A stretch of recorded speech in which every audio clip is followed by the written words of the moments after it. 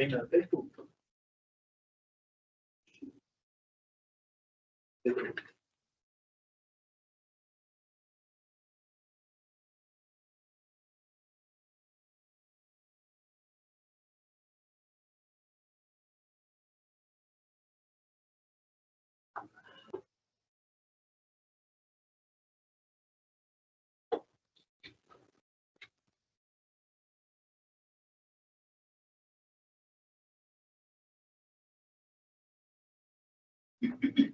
Góðan dag.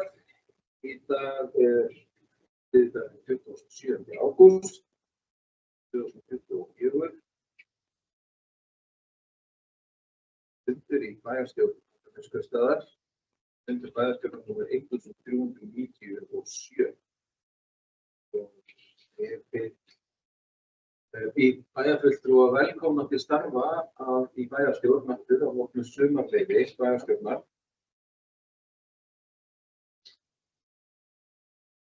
Dagskrárfundarins ber þess merki að bæjarstjórn hefur verið í sumarleyfi vegna þess að mjög margar fundargerðir sem geta áfram til kynningar.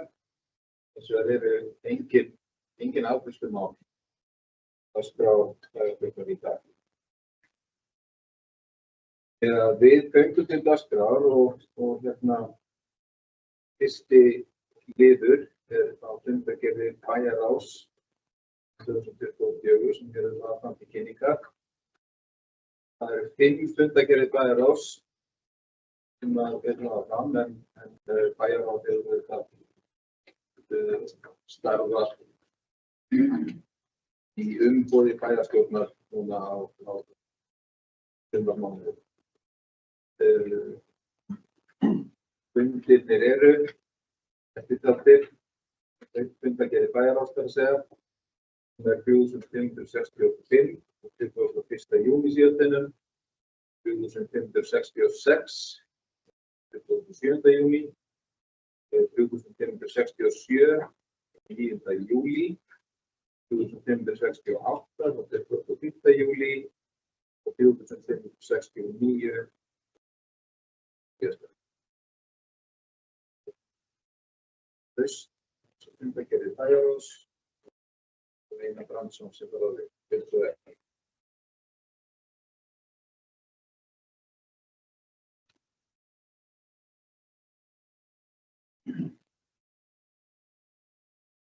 Forseti ágætu bæjarfulltrúa.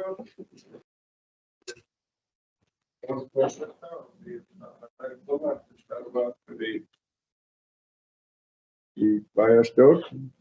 Fyrsti fundur eftir sumarfrí og bæjarráð hefur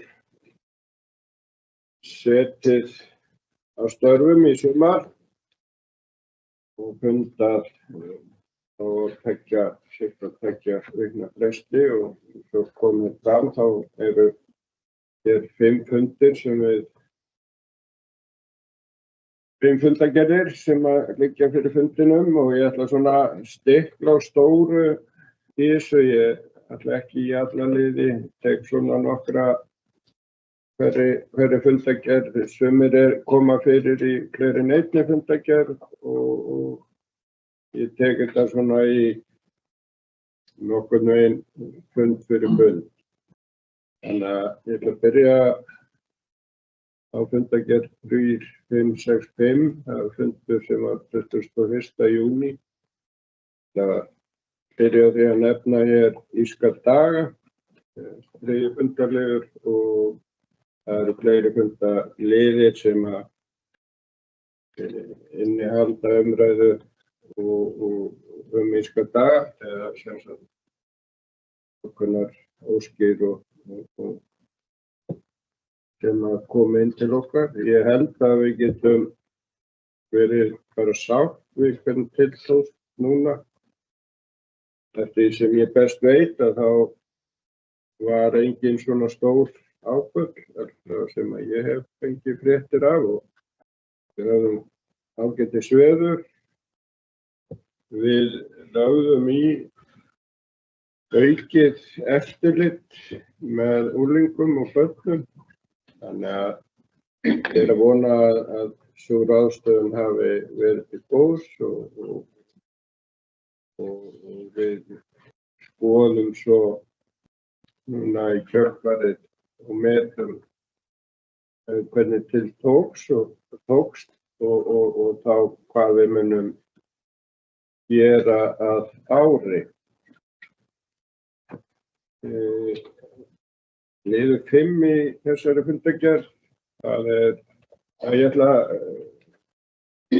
áður en klára íska daga að bara þakka þeim sem stóðu að þessu átaki og sáu þetta fyrir okkur í bænum og ég ætla að þakka líka lögreglunni og Sjúkraheilbrigðisstofnun Vesturlands fyrir þeirra framgöngu í að vera með aukið eftirlit og eins og ég sagði, ég veit ekki annað en að þetta tekist bara ljómandi vel. Dalbyrg 14, það búið að vera tölur umræðum þann reit en þar að ræða samkomulag við Festi. Þeir komu og óskuðu eftir því að fá framlengingu á samningi eða sem sagt að þeir þyrftu að skila lóðunum síðar en var samið. Við vorum búin að fá einu sinni frest og nú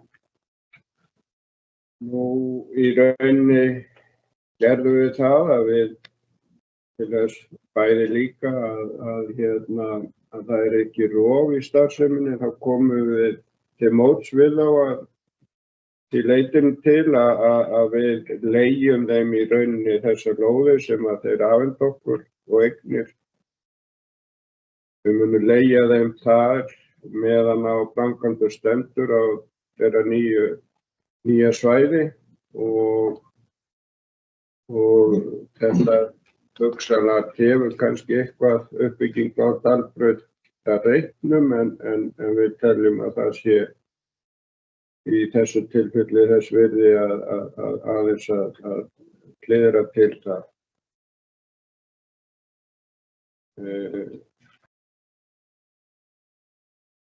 Aðeins að nefna hér lið 18 að það kom hér óskum að við myndum sinna hér ákveðnu frumkvæðis úttekt á búsetukjörnum hjá okkur. Það Gæða- og eftirlitsstofnun velferðarmála sem fer og biður okkur það. Við eigum að sinna ákveðnu eftirliti, einra eftirliti með þessum stofnunum. Í raun höfum við ekki gert á svona, kannski má segja, fastan máta eða ákveðinn hátt. Við náttúrulega fáum fréttir og annað af þessu nánast daglega, þannig að við fylgjumst ágætlega með. En það þarf að hafa eitthvað form á þessu og Gæða- og eftirlitsstofnunin ná í rauninni að taka okkur út. En að þessu sinni samið það að við tökum okkur út sjálf í rauninni leið og við tökum út búsetukjarnana hjá okkur, þannig að þetta fer einhvern veginn saman.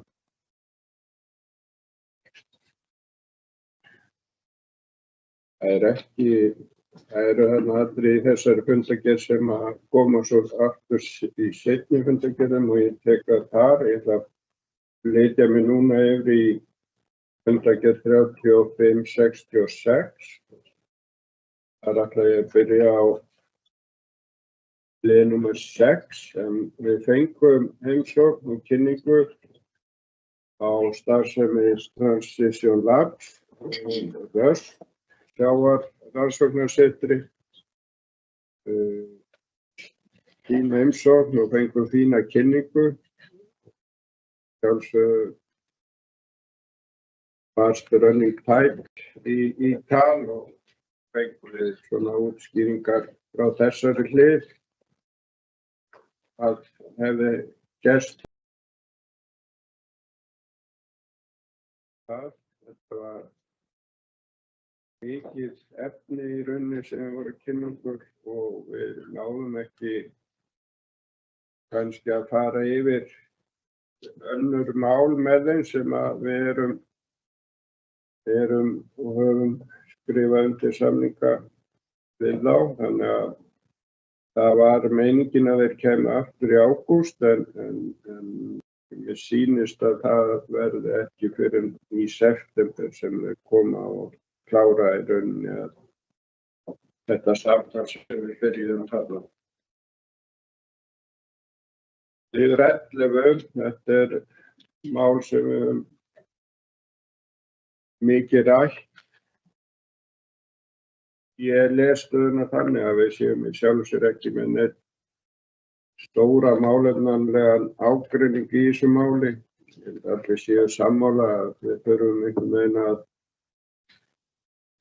allavega leggja í þá vinnu að skoða hvort að svona sameiginlegt eldhúsráðuneyti fyrir stofnanir bæjarins sé álitlegur kostur og ég held að flestir séu nú á því að það sé eitthvað sem er þess virði að skoða. Við í rauninni erum að fara á stað með að fá ráðgjafa að verkefninu til þess þá að útbúa útboðsgögn og það náttúrulega inniber þá að við þurfum að setja okkur einhver ákveðin viðmið hvað það er sem við viljum að fari og verði boðið upp á í þannig mötunni. Við munum að sjálfsögðu gera kröfur það að þarna sé matur sem er bjóðandi okkar fólki.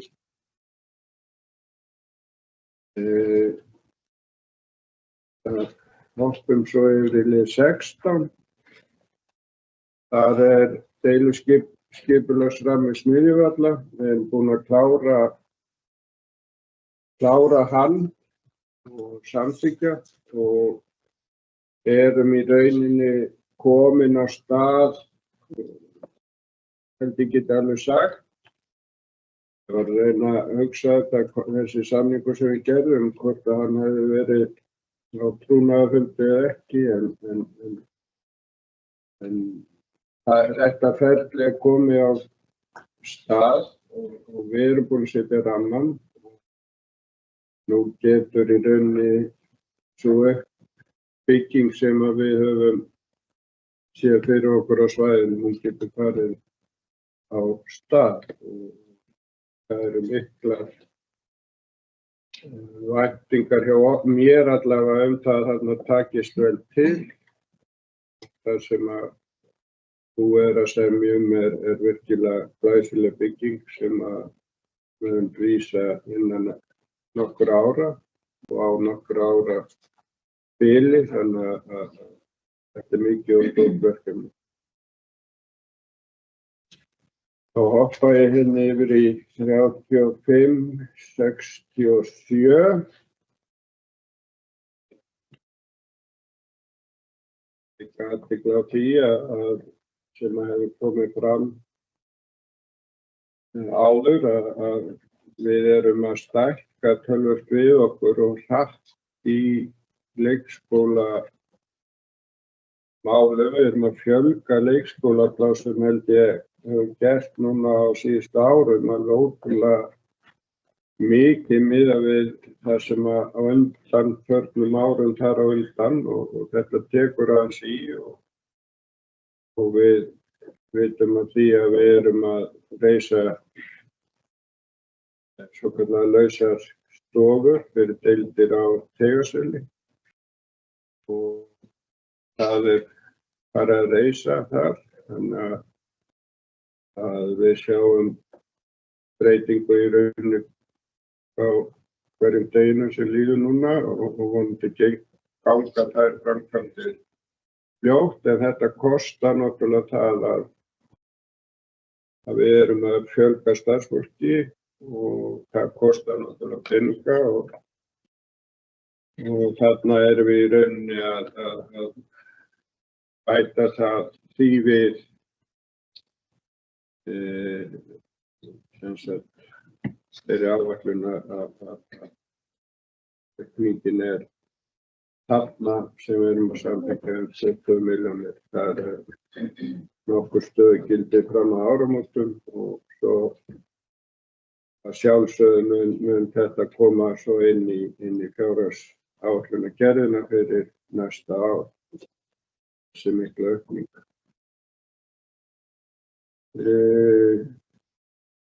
Ég hér með næst sem ég ætla að benda á eða nefna það lið númer 11, langtíma fjármögnun Akranessbraut.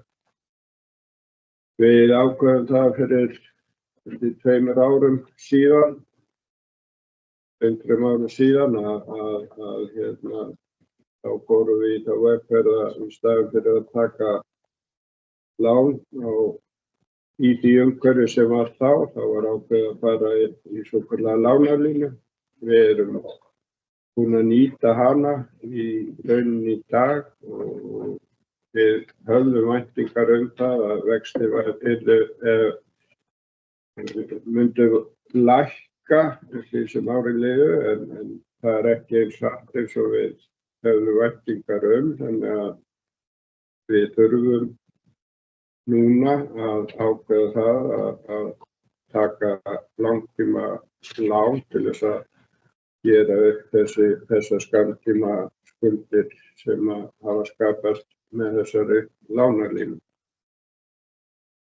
Og við erum búin að fela fjármálastjóra að fara í þá vegferð. Þá það 3568. Lið númer 1 sem ég ætla að vekja athygli á en það heilsuefling eldra fólks og þessi liður kemur fyrir við kláruðum ekki þetta mál í sjálfu sér, okkur fannst við þurfa að senda þetta inn til skóla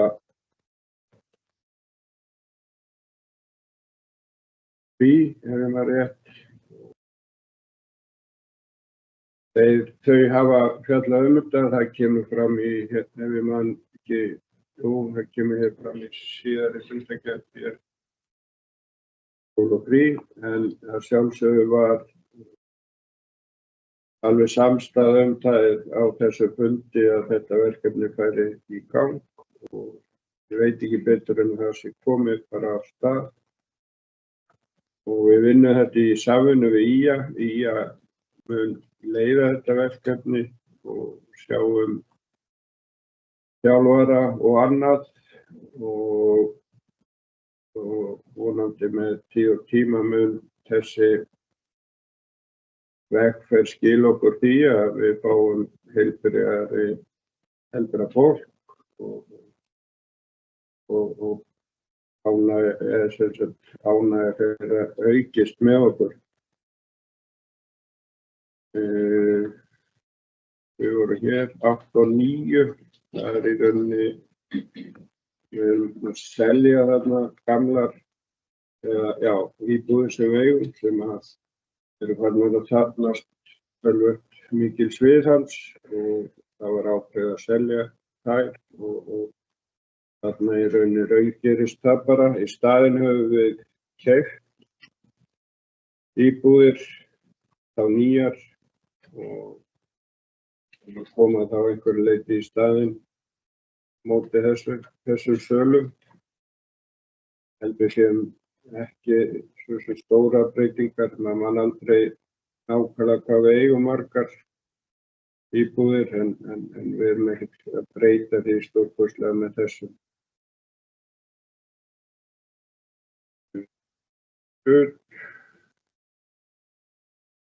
Þetta var, og svo hérna 10. liður að eins og þið hafið séð að þá er búið að auglýsa hér lóðir til úthlutunar, umsóknarfrestur Þær lóðir eru til enda ágúst og við munum því fljótlega í september ef að úthluta þessum lóðum til þeirra sem sækja og ef að það eru fleiri en einn sem að sækja sömu lóðina þá munum við beita sömu úrræðum og við höfum gert hingað til að þá verður sérstakur fundur þar sem að þetta verður dregið það hverjir munu hljóta hverja lóð fyrir sig þar sem eru fleiri en einn. 35, 69. Það í sjálfu sér kemur í fyrsta lið, þarna samningurinn nánast klár og það alveg klárt, var alveg klár skilaboð frá bæjarráði að það yrði áframhaldandi starfsemi hjá N1 á meðan að uppbyggingin fer fram hjá þeim, þannig að við værum ekki að sjá að starfsfólk en eins væri sagt upp störfum. Þannig að til að við höfum lagt okkur fram þar til þess að tryggja það. Annar liður, Kirkjubraut 39. Þetta svona mál sem hefur tekið, kannski ekki beint þetta mál, en þetta, við erum orðin svolítið óþreyjufull eftir því að það fari eitthvað að gerast á þessari lóð. Og ég ætla að vona að með þessari breytingu sem við erum að gera hér, hún ekki svo fyrsta, en ég vona hún sé svo síðasta, þannig að aðilinn sem hefur umráðarétt yfir þessari lóð slái nú í klárinn og fari á stað og reisi þá byggingu sem að búið að framfylgja og á þessari lóð. Þannig að þessi lítil á þessu annars fullbyggða svæði hverfi í staðinn komin fín og flott bygging.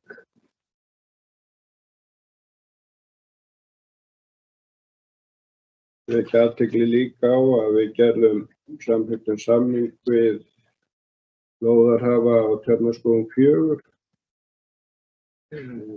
Þannig að hann getur í rauninni byrjað að byggja á þeirri lóð og sami aðili hefur sótt Tjarnaskóg 6 sem liður 5. Þannig að hann hefur hug á því að byggja þá í framhaldinu annað hús, en það ekki búið að í rauninni raungera neina samninga í því. Þannig að það eitt af því sem okkur hefur kannski aðeins vantað að selja fleiri byggingalóðir og vona ég að þessi aðili fari nú á stað og velgjum ef hann tekur hinn að lóðina líka. Liður 8.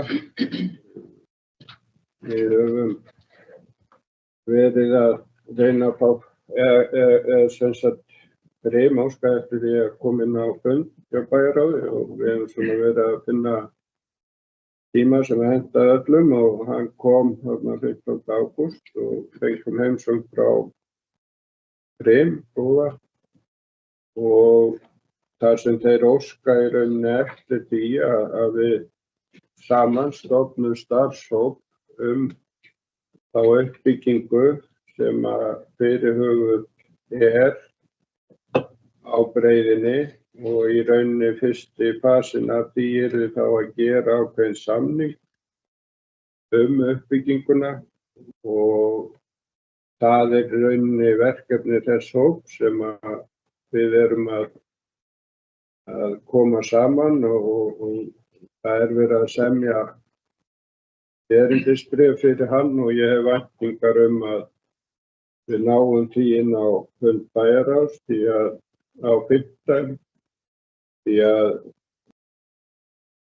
við fengum mikla hvatningu það að þetta tæki sem styðstan tíma eða bara fljótt og örugglega fara á stað þannig að menn getur bara að ræða í alvöru saman verkefnið.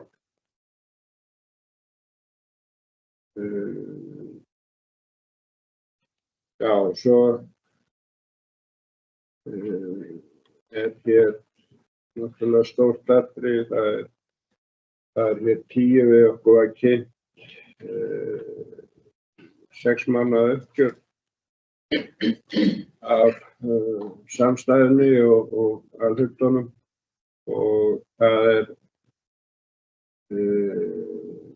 vægast sagt ekki kannski þær bestu fréttir sem við fengið. Við erum að keyra aðeins yfir, við erum með meiri mínus heldur en við væntum og við höfum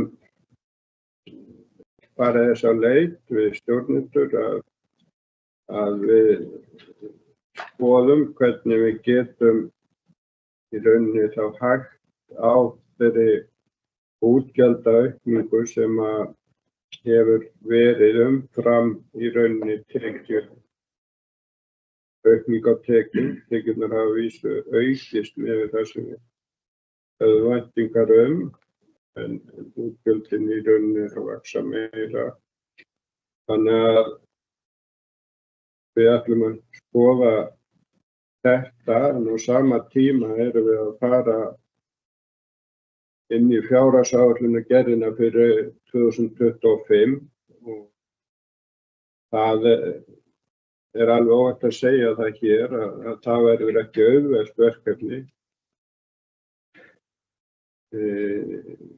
Við getum alveg séð það fyrir okkur með þá þróun sem hjá okkur að við erum í miklum framkvæmdum, við erum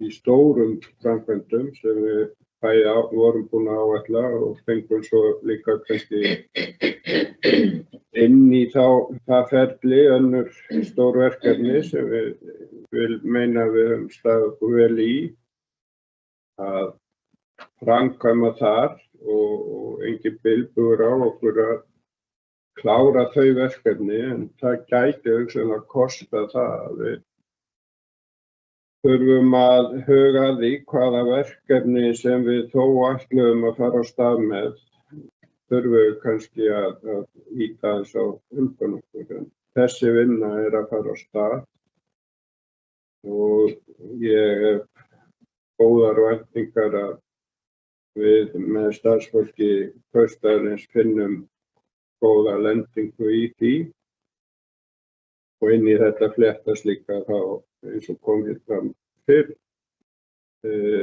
lánsfjármögnun okkar til lengri tíma. Þannig að þetta stórt verkefni sem bíður okkar inn í haustið. Að lokum ætla ég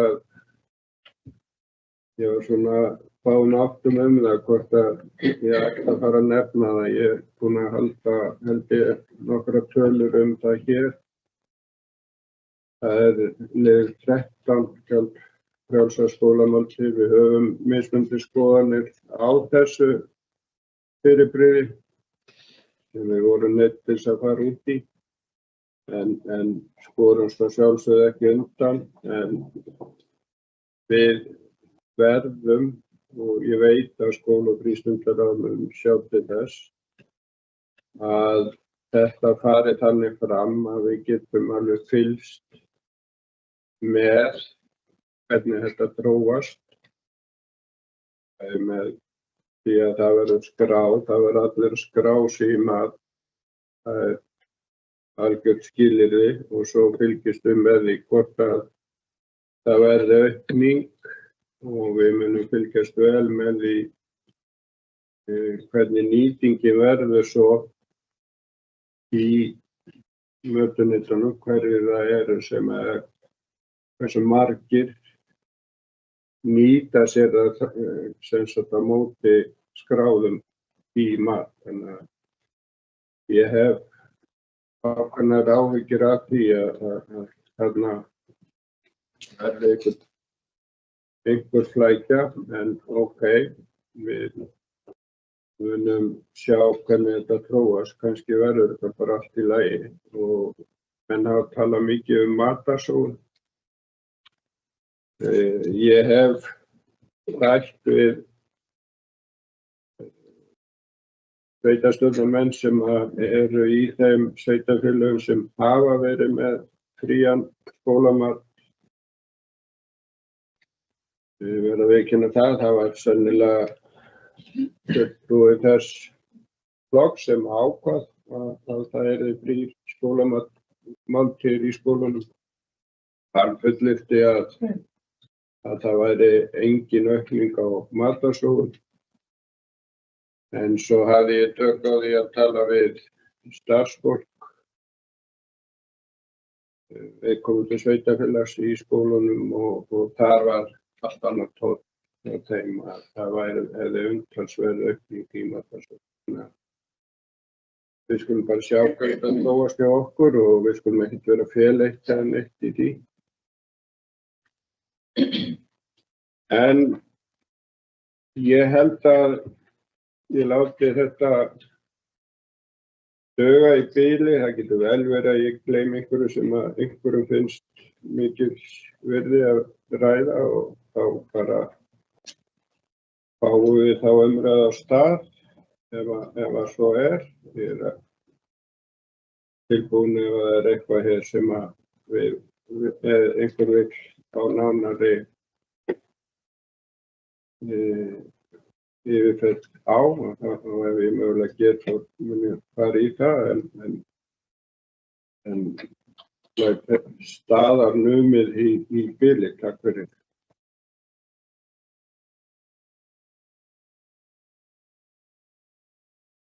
Takk fyrir. Það er fulltrúi Einar Brandsson. Þessa yfirferð yfir bæjarráðs. Ég verð að biðjast forláts á því að þegar ég setti þennan fund að þá láðist mér að fara yfir hverjir sitja fundinn og starfsmannfundarins og allt þetta, þannig að ég ætla bara að bæta úr því snöggvast. En fundinn sitja sem sagt eftirtaldir bæjarfulltrúar, það er Einar Brandsson, Ragnar B. Sæmundsson, Þórður Guðjónsson, Kristinn Halli Sveinsson, Líf Ási Skarstað, Guðmundur Ingvar Guðjónsson, Jónína Margrét Sigmundsdóttir, Sædís Alexía Sigurmundsdóttir. Sjálfur heiti ég Valgarður L. Jónsson og gegni embætti forseta bæjarstjórnar. Einn embættismaður situr fundinn að þessu sinni en í tvöföldu hlutverki vegna þess að Steinar Dagur Adolfsson, sviðsstjóri stjórnsýslu og fjármálasviðs, sér reitir fundagerðar en er einnig staðgengill bæjarstjóra á meðan hann er í leyfi, en hann er sem sagt Haraldur Benediktsson bæjarstjóri er sennilega á leiðinni til landsins í þessum töluðu orðum, einhvers staðar yfir Atlantshafinu. Þið áttu forláts á að hafa gleymt þessu áðan, en við erum að ræða fundagerðir bæjarráðs og ég gef orðið laust þær.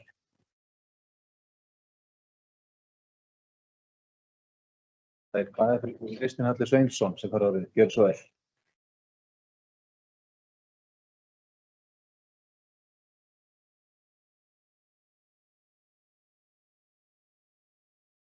Bæjarfulltrúi, bæjarstjóri, forseti, aðeins rifið upp, bæjarfulltrúar og aðeins má hlýða. Ég þakka bara Einar, formann bæjarráðs, bæjarfulltrúi Einar Brandssyni fyrir og yfirferð á störfum bæjarráðs yfir sumarið þegar bæjarstjórn verið fríið. Það er aðeins ávarpað eitt atriði á fundi í 566 sem er liður 12, loftlyftukerfi í Laugabraut 8. Þess að hér er verið að fara fram á uppsetningu á lyftukerfi í íbúðakerfinu á Laugabraut. Mál sem við fengum inn til okkar í vor í velferðar- og mannréttindaráði og fórum þannig tilboð frá einu fyrirtæki. Það er ákveðið að vísa þessu til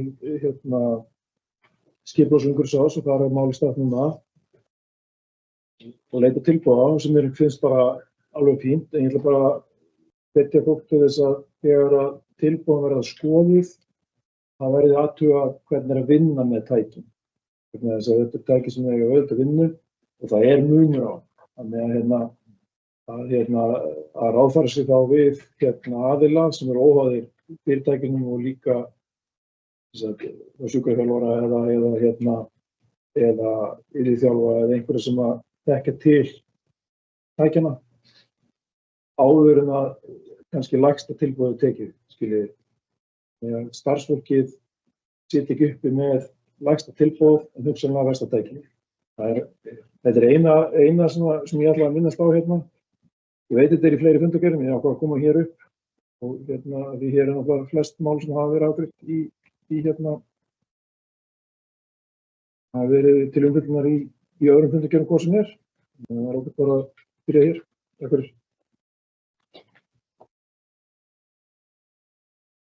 Takk fyrir, varafulltrúi Kristinn Völlur Sveinsson.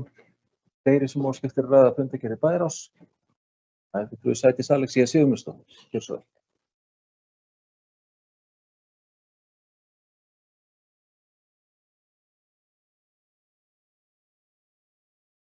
Forseti bæjarstjóri og fundarritari, bæjarfulltrúar aðrir sem á líða.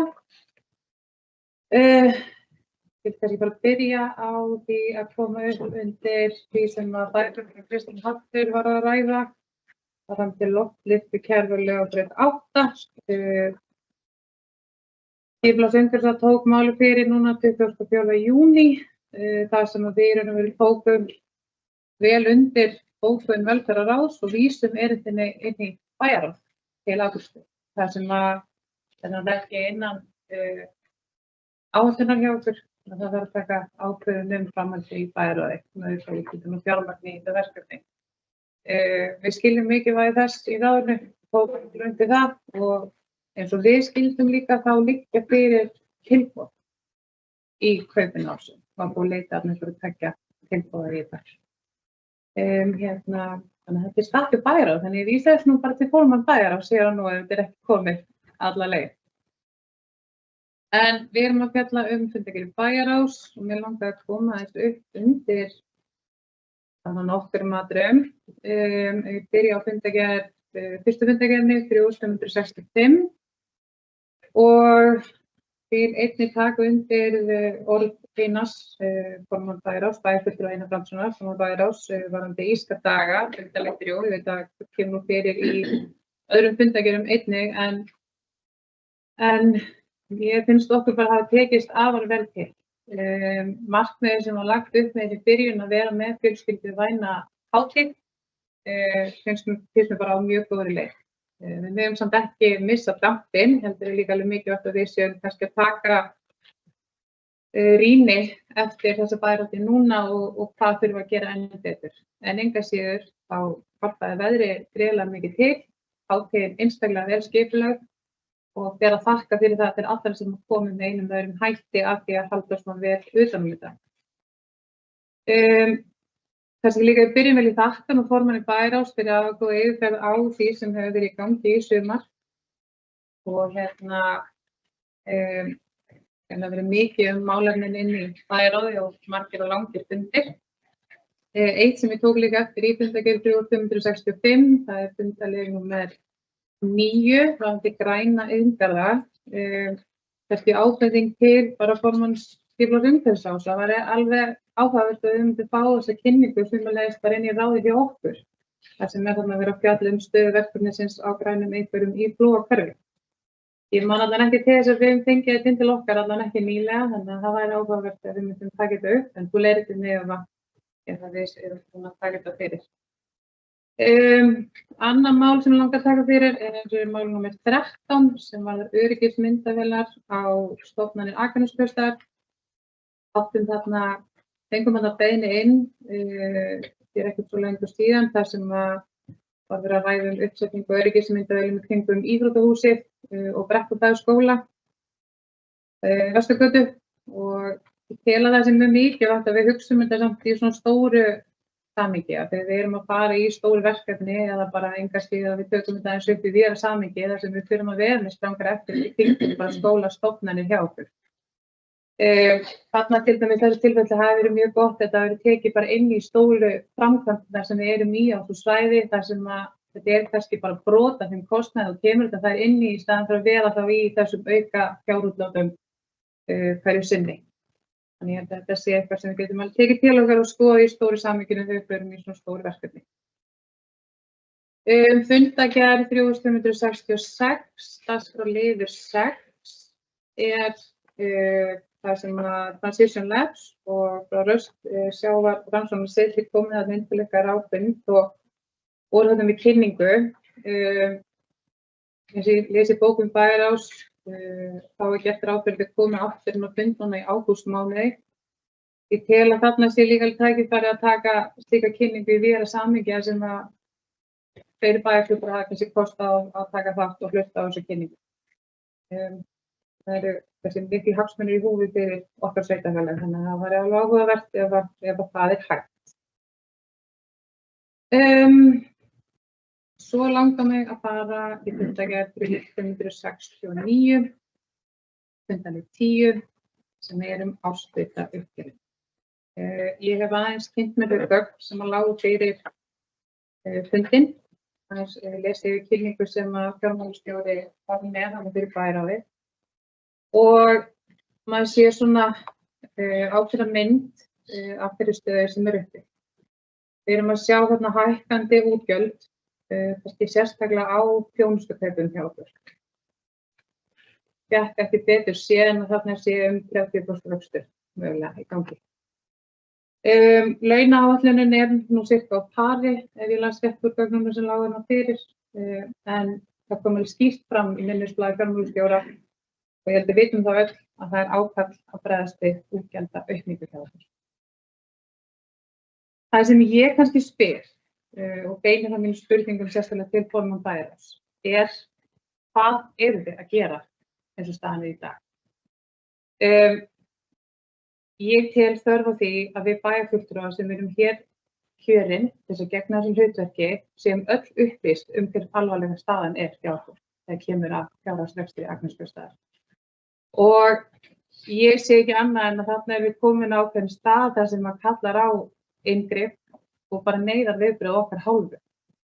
Við erum komin neikvætt EBITDA í samstæðinu hjá okkur. Þannig að við erum bara komin á þannig stað að við verðum að bregðast við. Við megum ekki láta kjörtu liggja og treysta á það að stjórnendur Agneskaupstaðar fá þessa ábyrgð því að ábyrgðin liggur hjá okkur. Þar við ætlum að leggja línurnar og styðja við þá stjórnendur sem við setjum í þessi hlutverki á Agneskaupstað. Við sjáum líka áherslu að tekjur sem við vorum að gera ráð fyrir eru ekki að skila sér til fljótlega. Og við þurfum bara að horfa við raunveruleikann sem við okkur blasir. Við hófum núna vegferð fyrir aðeins löngu síðan með KPMG. Þarna myndi spyrja líka hvar erum við stödd þegar við vinnum. Hvenær áttum við að láta þá koma inn og vera með okkur í þessu verkefni sem að framundan Þannig að þetta mínum að þetta stærsta verkefni okkar eiginlega og eina verkefni okkar sem við þurfum að leggja gríðarlega miklu áherslu og fókus á. Erum við að horfa það að við erum að fara í að seinka framkvæmdum og fjárfestingarverkefnum sem eru komin á dagskrá hjá okkur. Þannig að við þurfum svolítið að horfa heildarmyndina sem blasir við hjá okkur. Og ég kalli eftir því að við sem öll höfð til samráðs þegar við förum í þessa vinnu og hún þarf eiginlega að hefjast bara sem helst fyrst, helst bara í gær, helst fyrir nokkrum mánuðum síðan. Þannig að ég held að við þurfum bara að leggjast yfir málin í sameiningu. Það eru ekki fleiri á þessu stöðu en kemur kannski aftur upp.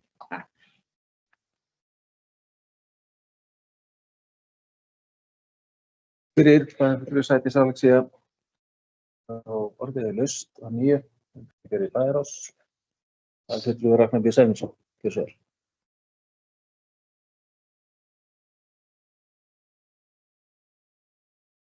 Forseti, bæjarfulltrúar, bæjarstjóri.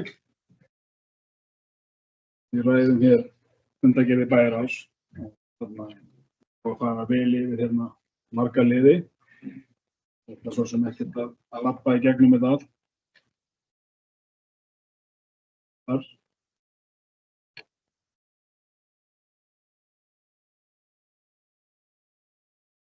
Mér langar til að enda á hérna 10. lið í fundargerð númer 3566, búnaðarkaup í íþróttahúsi. Þetta er svolítið svona eins og með öryggismyndavélarnar sem bæjarfulltrúi Sædís var að benda á áðan að við erum að fara í gríðarlega stóra framkvæmdir eins og til dæmis íþróttahús á Jaðarklöppum en gerum ekki ráð fyrir í áætlunum okkar áhaldakaup. Við erum þá að afgreiða með lækkun og þetta er bara eitthvað svo. Ég held bara, við þurfum bara að læra þessu. Við byggðum heilt 5-leikahús og inn í 5-leikahúsinu var gert held ég ráð fyrir með minni 5 milljónum í tækjakaup. Í búnaðarkaup segi ég. Við erum svolítið, tilhneigingin er svolítið að við erum að reyna að þrýsta eitthvað í gegn. Við erum að reyna að passa inn í ramman og þá er skorið niður svona hlutir og bak við erum að vita að við rettum því seinna. En við þurfum alltaf, þetta eru gríðarlega stórar upphæðir. Og fyrir utan það þá á ekkert að ríkja nein óvissa um þetta. Það er bara þegar við erum að fara í svona stór hús og þá er þetta hluti af heildarmyndinni. Líkt og já. Svo er það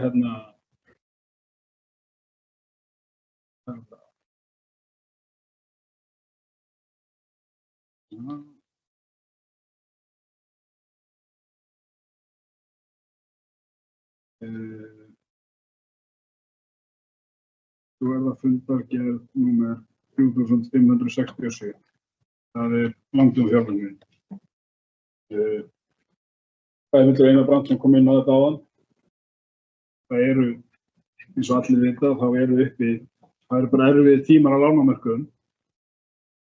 Vextir eru mjög háir. Ef við förum í endurfjármögnun okkur núna á langtímafjármögnun, þá erum við að það sem er að bjóðast núna eru bara mjög hagstæð. Samningar sem eru að bjóðast líka eru flestir með bindiskyldu. Þannig að við erum að binda okkur inn í mjög hávaxta tímabili til kannski lengri tíma. Við vonum það að vextir sé að fara að lækka. En við erum náttúrulega búin að bíða líka, það er sem við erum búin að bíða töluverðan tíma. Það er óvíst hvenær þeir lækka. Staðan er hins vegar sú að við erum líka búin að ganga þar lánalínur sem við erum með, þar lánasamningar sem við erum með. Þannig að við erum komin svolítið upp í vegg í þessu máli og verðum þá kannski bara að bíti það súra epli að við erum að fara að endurfjármagna okkur á mjög óhagstæðum vöxtum.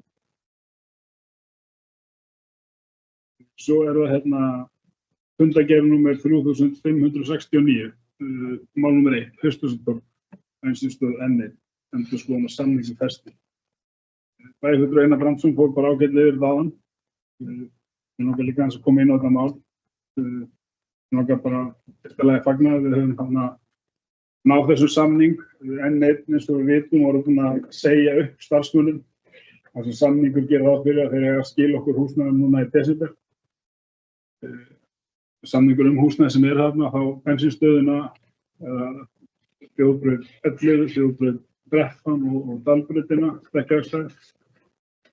Eins og bæjarfulltrúi Einar Brandsson kom inn á, þá vorum við búin að gera einu sinni framlengingu 6 mánuði.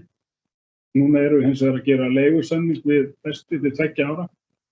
Festi stefnir að því að vera búin að byggja upp sína starfsemi á Haustúsatorgi í ágúst 2026. Og líkt og bæjarfulltrúi kom inn á, bæjarfulltrúi Einar Brandsson kom inn á þannig að þá munum við bara fylgja því máli eftir og jafnframt líka fylgja eftir því að starfsemi verði ekki raska á þeim störfum sem eru í dag. Og bara ánægjulegt að þessi niðurstaða nást. Það hefur orðið ákveðinn dráttur á uppbyggingu á Dalbrautarreitnum. Þannig að ég held að þessi ráðstöfun sé í raun og veru ekki að fara að raska á þeirra uppbyggingaráformið þar. Það er bara ánægjulegt að þetta fara allt saman. Svo er það mál númer 10. Árslutaupgjörið. Bæjarfulltrúi Einar Brandsson og bæjarfulltrúi Sædís Alexía eru búin að fara inn í þetta mál og Eins og bæjarfulltrúi Sædís Alexía kom inn á, þá er staðan grafalvarleg. Við erum að tala um neikvæða rekstrarniðurstöðu samstæðan rétt bara 500 milljónir og neikvæða EBIT upp á mínus 2,25. Bæjarfulltrúi Einar Brandsson sagði að við værum að fara inn í fjárhagsáætlun 25, benti á það réttilega, og það er ekki auðvelt verk. Og ég held að allir bæjarfulltrúar þurfi svolítið að stilla sig inn á þá vinnu, því það verður gríðarlega erfið vinna. Við þurfum að taka þar ákvarðanir, sársaukafullar ákvarðanir, og þá þurfum allir að vera tilbúin í það vinnu. Því ef við keyrum áfram á þessari vegferð, þá keyrum við fram í hengin. Inn í áætlunum okkar er gert fyrir 2 milljarðar láni 2025 og 3 milljarðar láni 2026. Og eins og staðan í dag erum við ekki borgunarmenn, ræður kaupstaðurinn ekki við þá fjármögnun. Þannig ef að við einhendum okkur ekki saman í þessa vinnu, að rýna stöðuna og bæta hana og erum tilbúin til að taka sársaukafullar aðgerðir, þá mun enda illa. Það er alveg ljóst eins og bæjarfulltrúi Einar Brandsson og bæjarfulltrúi Sædís Alexía benda á þann að við þurfum að seinka aðgerðum, við þurfum að seinka framkvæmdum.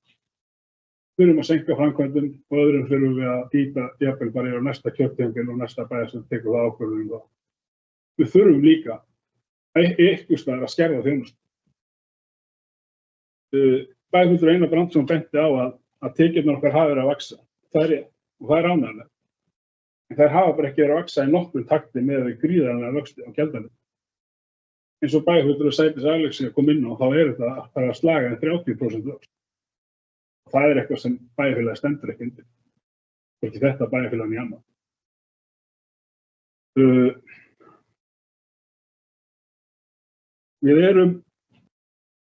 Viðmiðið er að bæjarsjóður eigi 500 milljónir í sjóð. Við erum að ganga töluvert á þann sjóð. Og við erum bara svolítið búin að vera núna mánuði til mánuðs. Þær áætlanir sem við vorum búin að gera í til dæmis lóðasölu og annað eru engan veginn að ganga eftir.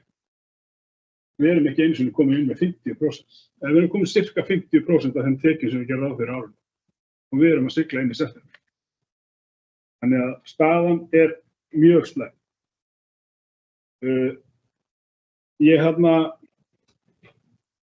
En samt sem áður, eða í síðustu kosningum, fyrir síðustu kosningar, þá kom grein sem hét innskiptistekjur skapa jákvæðar rekstrarniður aðgangskostnaðar. Og með leyfi forseta, ætla ég aðeins að fá að lesa upp úr þessari grein. Af hverju rekstrarniðurstaða samt sem áður jákvæð, svarið við þeirri spurningu er nokkuð einfalt. Treyst hefur verið á innskiptistekjur, þar á meðal arðgreiðslur frá Orkuveitu Reykjavíkur og Faxaflóahafnar. Það eitt og sér er varasamt í rekstri sveitafélags því þessar tekjur geta brugðið til beggja voða. Við höfum notið ríkulega þessu kjörtímabili þegar kemur arðgreiðslu. Ef við horfum á allt síðasta kjörtímabil, ef við horfum á fyrstu 3 árin, þannig eins og núna, ef við horfum á arðgreiðslu sem eru komnar inn á þessu kjörtímabili, þá höfum við fengið 1.015.331.324 krónur. Það sem við fengum allt síðasta kjörtímabil voru 472.338.149. Við erum með meira en 100% aukning í arðgreiðslu. Samt sem áður er staða bæjarsjóðs svona. Nú verða allir bæjarfulltrúar að vakna, koma í bátana, því það er gríðarlega erfið vinna framundan og það getur engin skorast undir þeirri vinnu. Skorast undan, takk fyrir. Takk fyrir. Bæjarfulltrúi Ragnar G. Sæmundsson. Ég gef orðið laust. Bæjarfulltrúi Þórður Guðjónsson, gjörðu svo vel.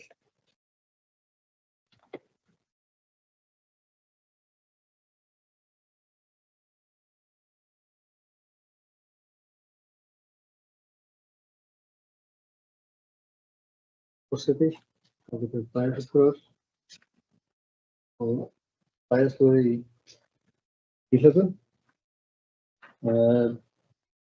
mikið efni, mikið af málefnum sem koma reynda svo aftur fyrir inn á ráðsfundunum. Það er langar svona að tala lið 10 í síðustu fundargerðinni. Það er okkar 49, liðið sem fleiri hafa talað og rætt. Ég deili þeim áhyggjum sem hafa komið hér fram stöðu reksturs sveitarfélagsins og gerum við fulla grein fyrir því að við erum að fara inn í haust sem verður að taka alvarlega og við verðum að horfa mjög alvarlega á stöðunum sem og það verður að taka ákvörðunum sem munu verða eins og fram komið nokkur sársaukafullar því að við verðum að vega og meta hvað við ætlum að halda áfram með og hvað ekki. Það er samt mikilvægt að átta sjá þessu í þessum skilningi. Það var talað um arðgreiðslur og annað slíkt. Arðgreiðslur eru ekki inn í rekstrartölum, koma til niðurstig. Þannig að það hjálpa okkur að sjálfstöðu með loka niðurstöðu ársreikningan okkar og að sjálfsögðu þá inn í fjárfestingaráætlun næsta árs því að við fjárfestingum með neitt nema að vera hagnaðir af reksturinn, ekki með þessum að fjármagna með lántöku. Við vitum að það er mikið lántaka framöndan vegna þeirra verkefnastöðu sem fyrir og þeirra fjárfestingar sem eru. Það er mikilvægt að horfa á það svona í sitt og í lagi af einhverju leyti. Það eru aðstæður í þjóðfélaginu sem eru okkur ekki hagkvæmar og væntingar og vonir held ég flest allra en snúa verðbólgu og vaxtastig í landinu hafa brostið. Allra þeirra sem gerðu rekstraráætlun fyrir þetta ár og hvort sem það eru sveitarfélög eða fyrirtæki eða heimili í landinu, til það sé nokkuð ljóst og staðan horfir ekki endilega til batnaðar, allavega ekki næstu mánuði eða næstu misseri og jafnvel inn í næsta ár eða líka fer, en þó er einhverjar blikur á lofti að eitthvað sé að gerast þarna. Við erum með þarna skammtíma fjármögnun sem við þurfum að nokkur horfa í að endurfjármagna, það kemur að sjálfsögðu inn í árstöðuuppgjörið okkar líka. En það eru alveg tækifæri og ég hef fullt traust til þeirra sem að vinna þá vinnu fyrir okkur í fjármálastjórn og þeirra sem koma að því að við erum ekki að fara að festa okkur inn í langtíma vöxtum sem eru óbreytanlegir inn í einhverja framtíð. Þannig að það eru alveg tækifæri til okkur að ná góðum og hagstæðum niðurstöðum. Það sem er að staða bankana til að lána nokkuð góð og sveigjanleikinn á markaðnum umtalsverður. Þannig að það svona staðan í þessu. Það fullt af hlutum að það sem við erum að gera. Sveitarfélög okkar að vaxa og dafna og við sjáum til dæmis að við erum að stækka leikskólanum. Við búum við gríðarlega hátt og gott þjónustustig til að mynda í þeirri þjónustu sem við erum að veita eins og leikskólarnir eru. Við erum að bæta við 20 milljónum til þess að opna aukadeild til þess að mæta þeirri þróun og ég verð að segja að það er mjög margt jákvætt hér á Akranesi sem stýra þessu en við verðum að stíga varlega til jarðar og það er hárrétt sem hefur komið hér fram í máli þeirra sem undanlega töluðu þennan lið að það er áhyggjuefni að útgjöldin vaxi hraðar heldur en tekjurnar þó svo að tekjurnar séu umfram væntingar. Og það er eitthvað sem við verðum að bregðast við, við verðum að bregðast við hratt og örugglega. En það er líka gríðarlega mikilvægt að fá það góða fólk sem starfar þetta með okkur og eru stjórnendur og starfsmenn bæjarfélagsins og stofnanir sem við erum að reka þessa frábæra þjónustu í að þau komi að máli með okkur. Og þar liggja lausnirnar sem við þurfum svo að taka ákvörðun um. Það sé alveg nokkuð ljóst. Ég ætla ekki að hafa þetta lengra, en ég hlakka persónulega til þeirra vinnu sem framöndan að rýna í þetta og sjá hvar við getum beitt okkur og þannig að við sjáum betri niðurstöðu þegar að liða stundir. Takk fyrir mig. Takk fyrir, fulltrúi Þórir Guðjónsson. Orðið laust að nýju. Það er fulltrúi Kristján Hallur Sveinsson. Gjörðu svo vel.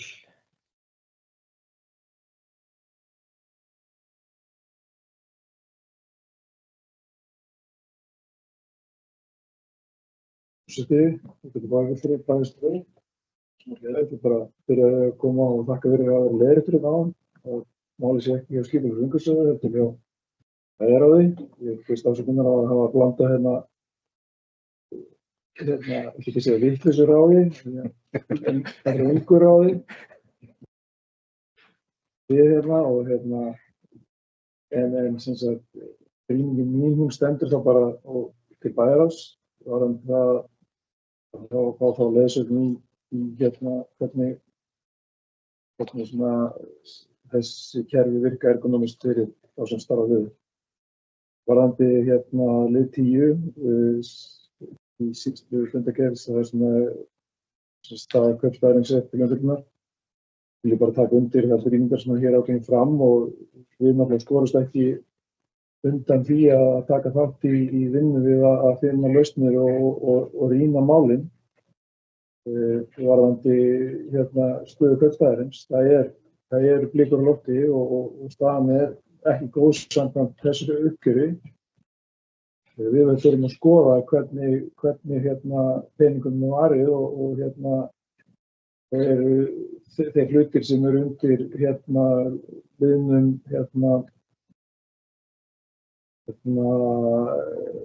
þjónustu og orkukaup og vörukaup, hvernig hvort við erum að hvað við erum að borga fyrir og eru þar hlutir sem við getum leyst öðruvísi. Við erum í sumum tilfellum að kaupa dýra þjónustu fyrir einstaklingar sem þurfa þjónustu. Það verður bara, það viltu að vera erfið vinna, en við tökum sjálfsögðu öll þátt í henni að heilum hug og finnum þær lausnir sem við getum notað til þess að bæta stöðu kaupstaðarins. Allavega þá vitum við betur hverjar áskorunnar eru. Takk fyrir, Kristinn Uldur Sveinsson. Það er laust að nýju. Það er fyrir Ljós og Stærstað.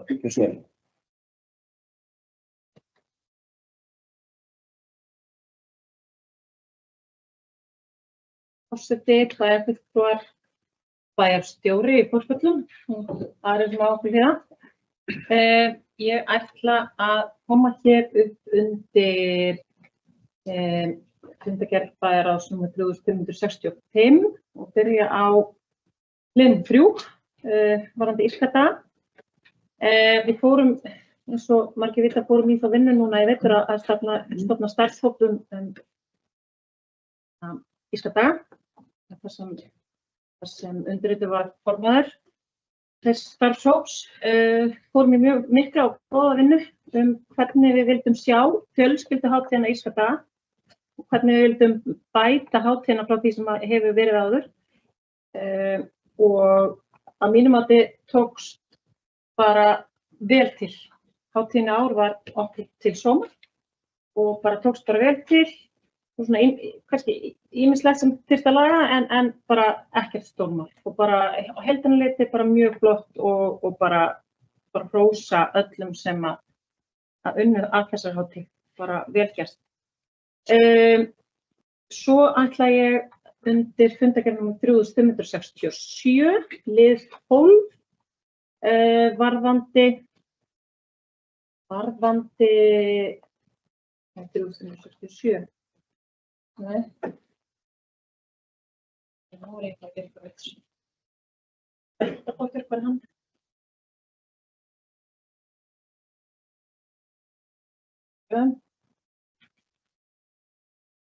Já, það er allavega varðandi veikindapottin. Jú, Það er ekki rétt? 6712. Nú, já. Þannig að lesa. Áhyggjuefni að sjá þessu tölur og sjá að við erum alltaf einhvern veginn miklu hærri veikindatölur heldur en við gerum ráð fyrir. Það sem ég líka kannski bara áhyggjur af, erum við að gera eitthvað til að kortleggja þessi veikindi? Veikindi eru náttúrulega af ýmsum toga og það er ýmislegt sem er hægt að gera. Ég er bara spá í hvort að við þurfum ekki aðeins að fara að leggjast yfir þetta.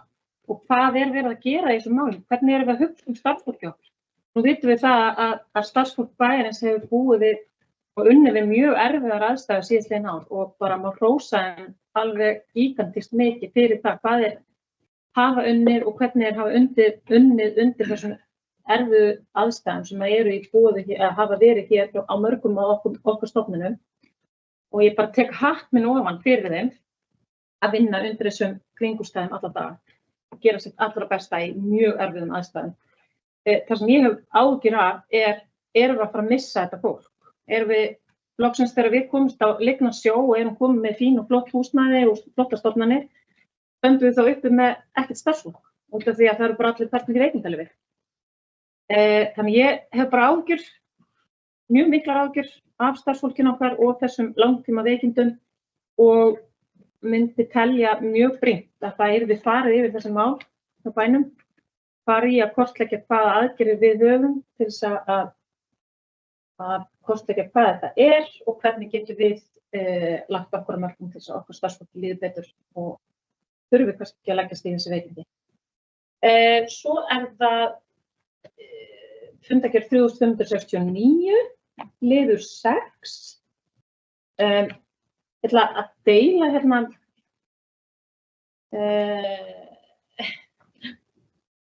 kollegi minn Ragnar Baldvin Sæmundsson kvartar tíðum yfir.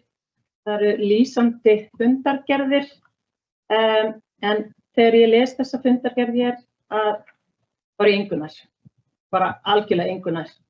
Með leyfi forseta þá stendur hér starfsmannaaðstaða slökkviliðs Akraness og Hvalfjarðarsveitar, bæjarráð telur sviðsstjóri skipulags- og umhverfissviðs frekari vinnslu málsins. Ég veit ekkert hvað er að tala um. Bara brýna fyrir okkar ráðsmönnum og öllum að vera með kannski frekar lýsandi fundargerðir þannig að við og fleiri íbúar getum lesið okkur til gagns. Ég veit að það eru nokkrir bæjarbúar sem að lesa fundargerðir. Og svo að lokum fundargerð 3548, liður 1, heilsuefling aldraðra eða heilsuefling eldra fólks. Bara fagna þessu og er bara mjög gott hjá okkur að halda utan þetta og vera með sérstakt verkefni og að Kía haldi utan þá vinnu.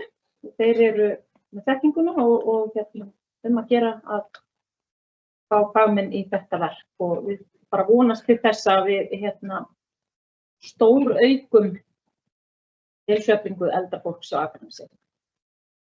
Og svo að lokum náttúrulega í síðustu fundargerðinni 3569 eins og undir lið 10 eins og kollega mínar hafa komið fram og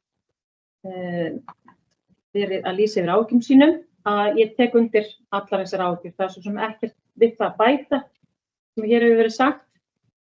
Það er að lýsa yfir áhyggjum yfir þessum tölum og þessari stöðu og brýna okkur til góðra verka og að spýta í lófana og horfa vel á hvað við getum gert.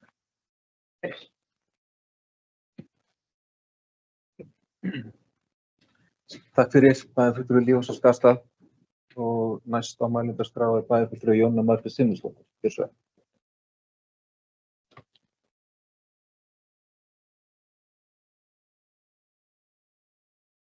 Ágæti forseti, bæjarstjóri og bæjarfulltrúar og aðrir sem er að hlusta. Ég vil bara að þakka þeim bæjarfulltrúum sem hafa komið hér upp og Einari Brandtssyni formanni bæjarráðs fyrir að stikla á flesta sem að bæjarráð hefur verið að glíma við hér í sumarleyfum og sömuleiðis þeim bæjarfulltrúum sem að hafa komið hér upp bara ábyrðar ábendingar og umræður allt sem að hefur verið nefnt hér. En mér langar bara rétt að koma hér upp undir nokkrum atriðum. Ég er alltaf svona pínu stressuð fyrir það að fletta mikið, en ég ætla bara að gefa mér smá tíma þannig ég sé róleg hérna. Fundargerð 3565 í bæjarráði. Ég langar bara að fagna því að áframhaldandi skráningadagar leikskólana hafa verið samþykktir fyrir skólaárið 24-25. Það var gríðarlega góð þátttaka í þessum skráningadögum.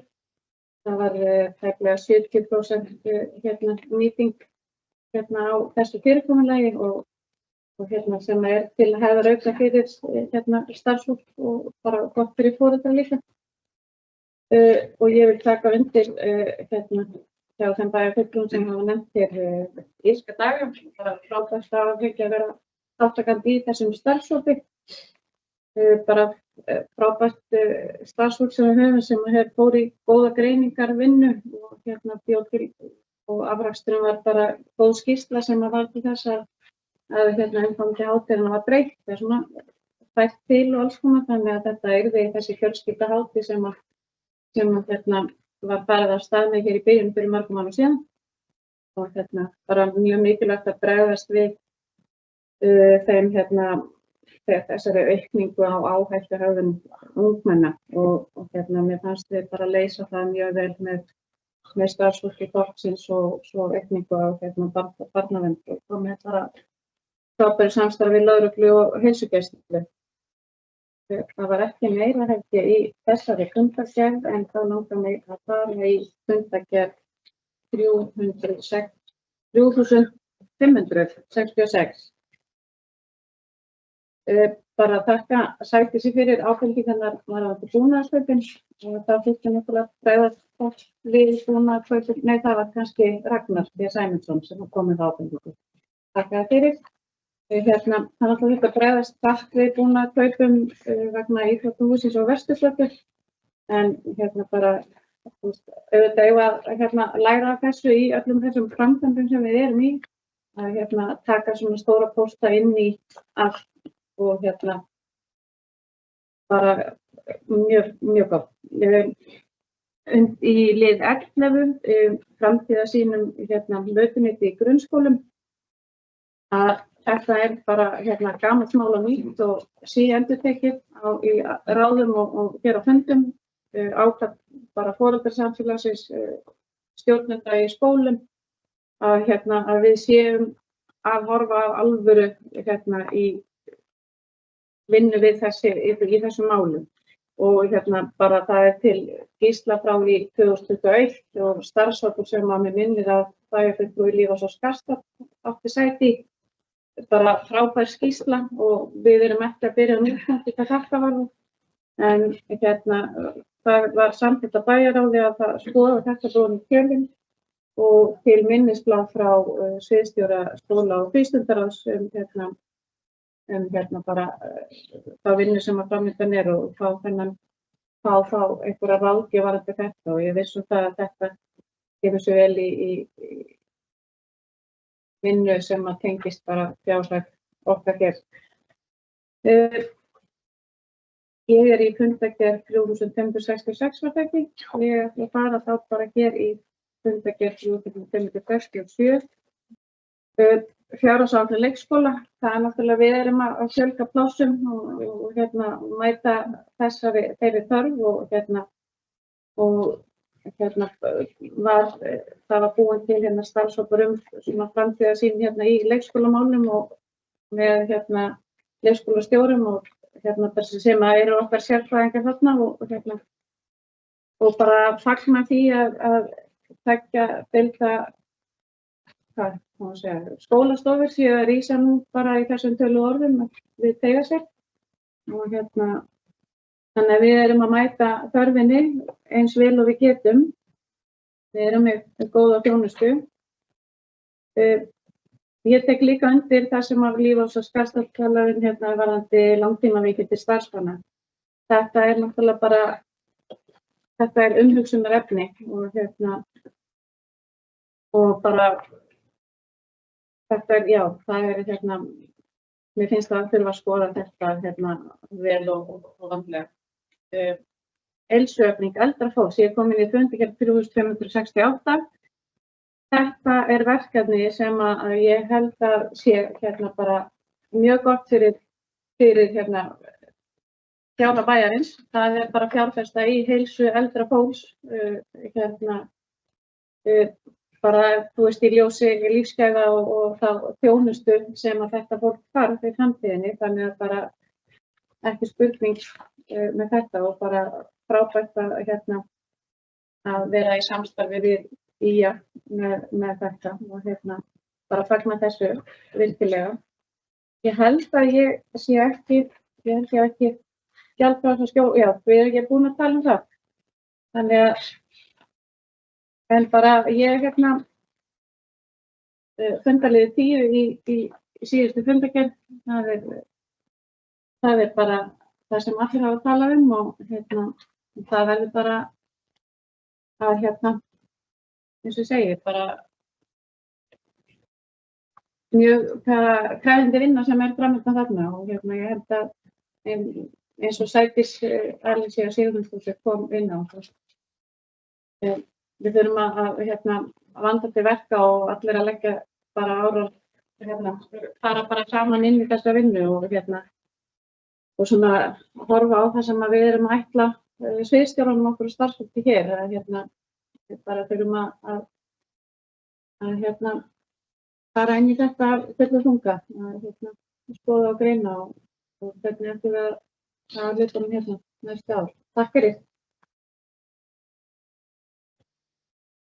Takk fyrir. Það er fulltrúi Jóhanna Margrét Sigmundsdóttir.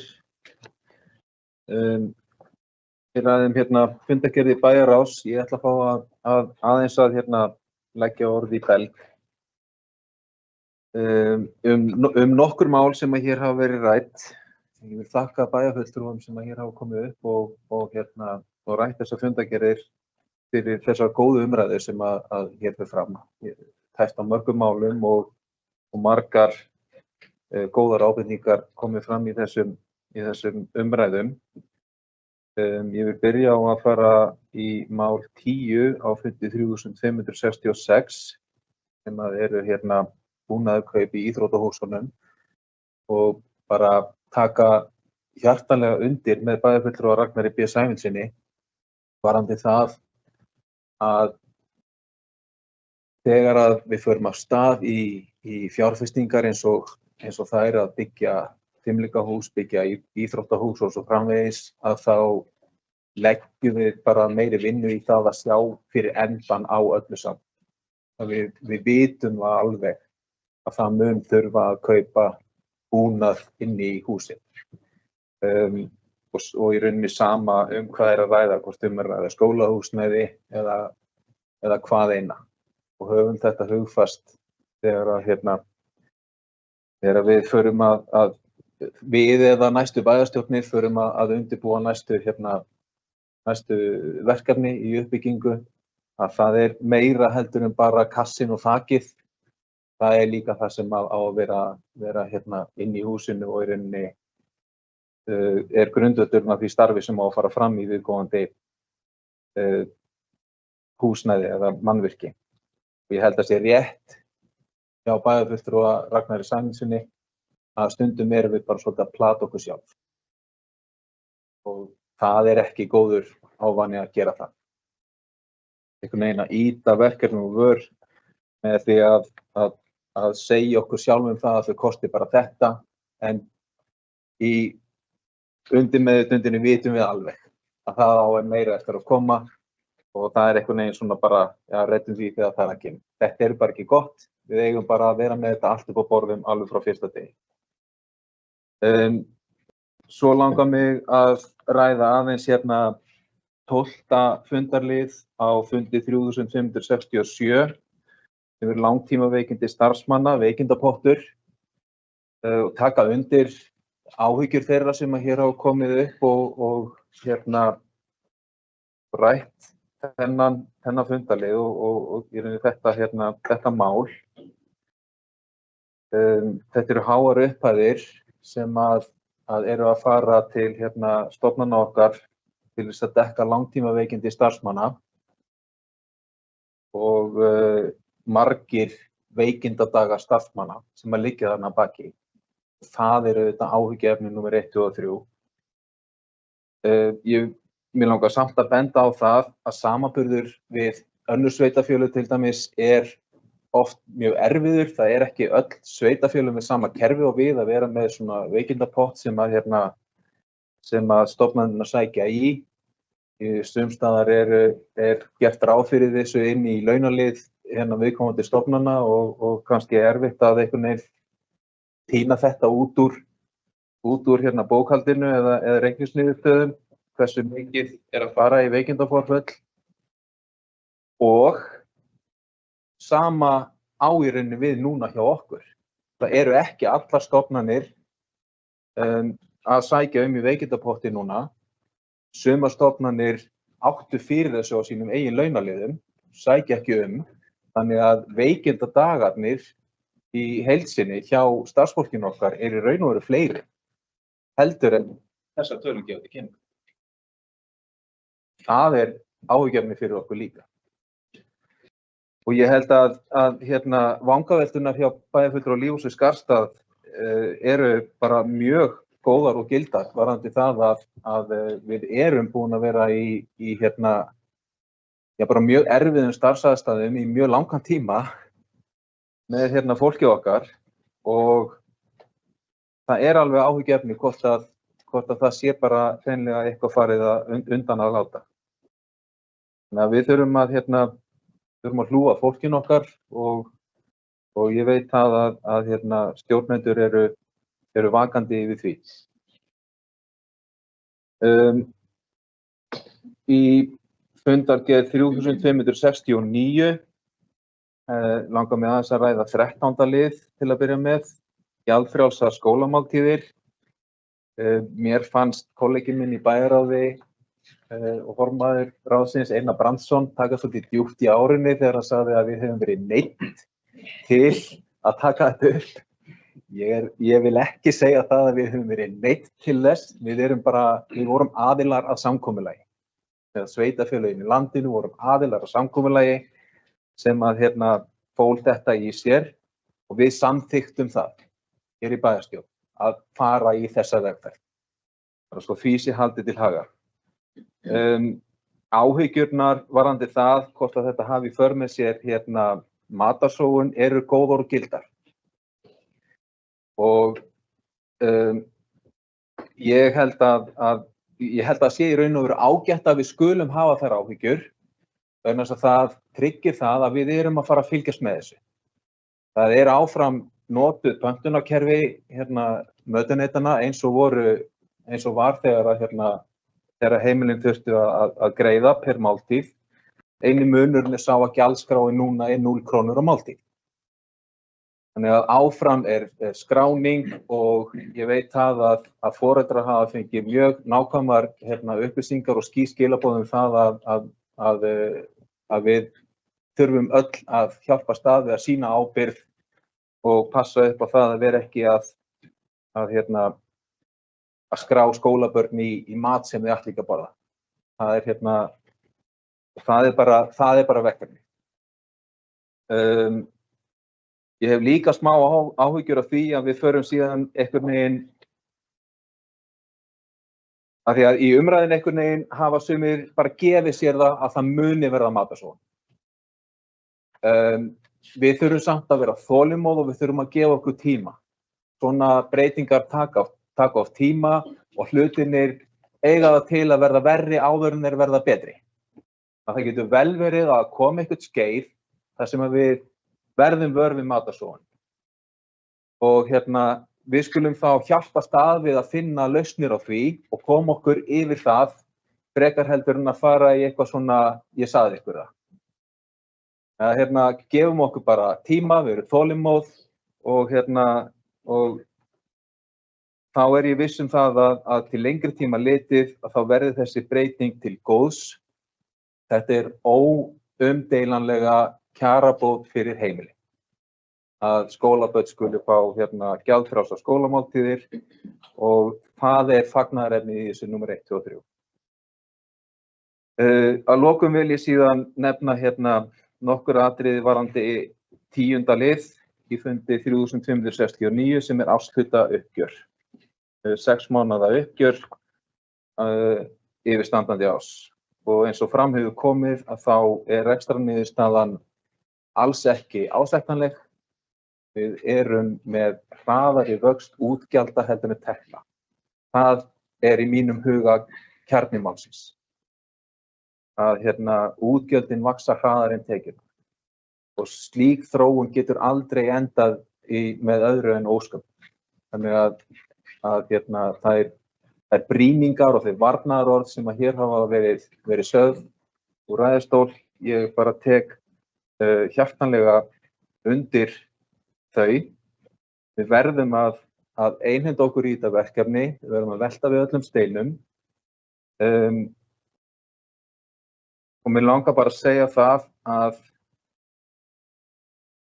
að fara í það að rétta við rekstur að stórum hluta að því að ég held spurningum hugafar. Og ég held að við höfum bara stigið ákveðin skref hér á þessum fundi í dag varðandi það að koma okkur sjálfum, bæjarfulltrúum, á þann stað að með þessari umræðu að ná svolítið fókus á þetta verkefni. Og við erum greinilega öll stödd þar í huganum og komin með það hugafar að við verðum að spyrna við fæti og lagfæra hlutina.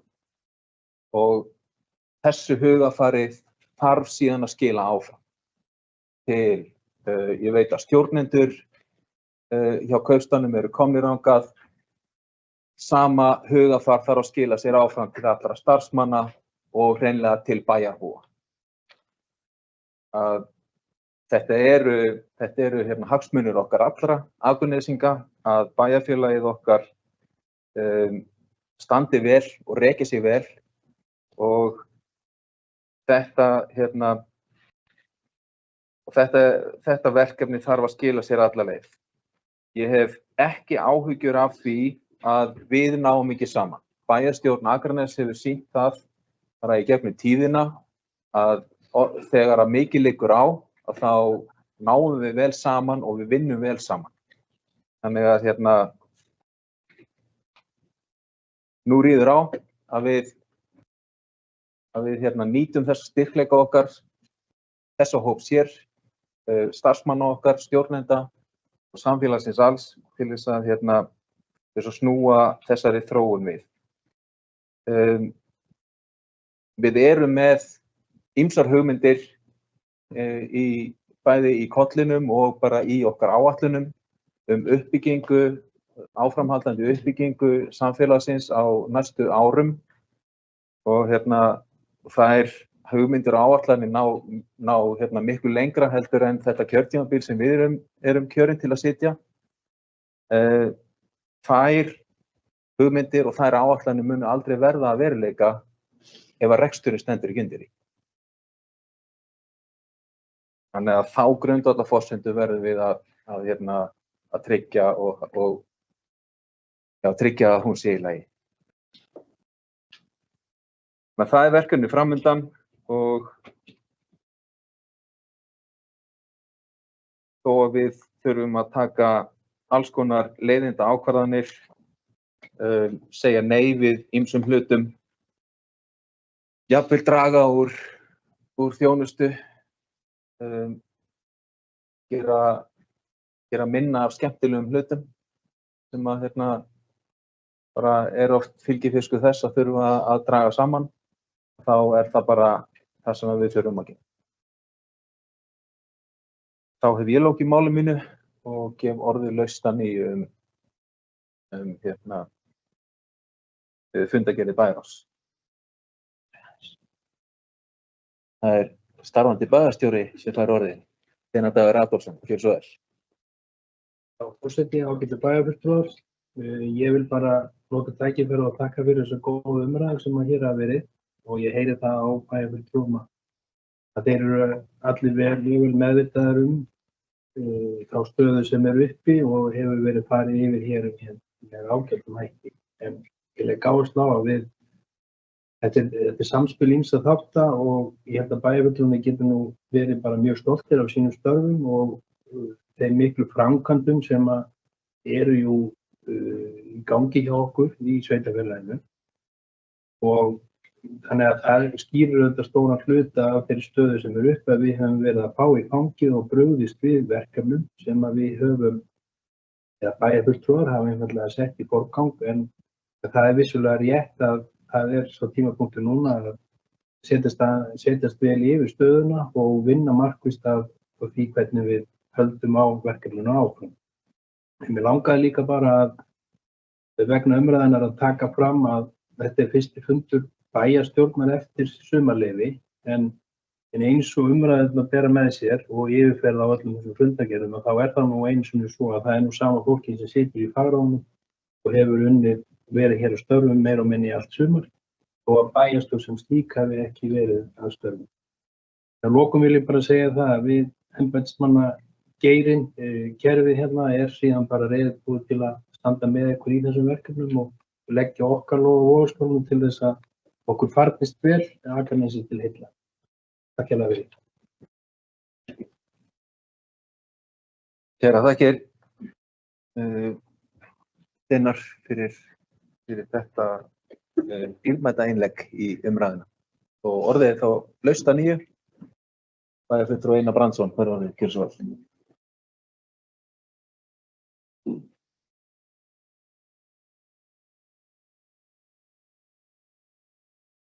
Já, forseti ágætu bæjarfulltrúar og aðrir sem á okkur líða. Ég þakka kærlega þessar umræður og held að það sé mjög nauðsynlegt fyrir okkur og taka umræðuna og þessu tökum við umræðuna inn í ráðum.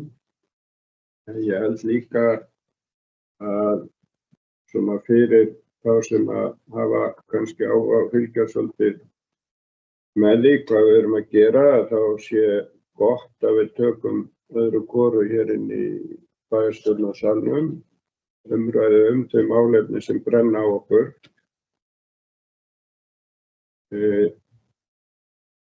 Ég ætla að fara aðeins svona að reyna að vera stuttorður og ekki lengja þessa umræðu.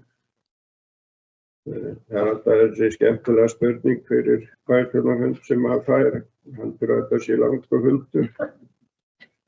Og nei, þetta bara fundagerðir. Þannig að það getur að vera eitthvað stöðugt en eins og ég segi, þetta mjög þarfar umræður hjá okkur og alltaf gaman. Svona þegar maður klikkar á því að giska á hvernig maður búinn. Kristín Hallur opnaði umræðuna á loftlyftukerfi. Fyrst þegar ég sá þetta orð þá tengdi það við sambýlið á Laugabrautinni, búsetu Kjarnan skulum við kalla það. Þá var ég að reyna að ímynda mér hvernig loftlyftur þetta væri, því að loft lyftir og þetta nota loft til þess að lyfta ýmsu. Svo þegar maður fór nú að kynna sér þetta, þá kom það náttúrulega í ljós og gott að það komi fram í þessar umræður, svo sé ekki aðrir svona hálfvitlausir eins og ég þarna úti sem að skilja ekki þetta. Þetta sem sagt kerfi sem sett upp í loft til þess að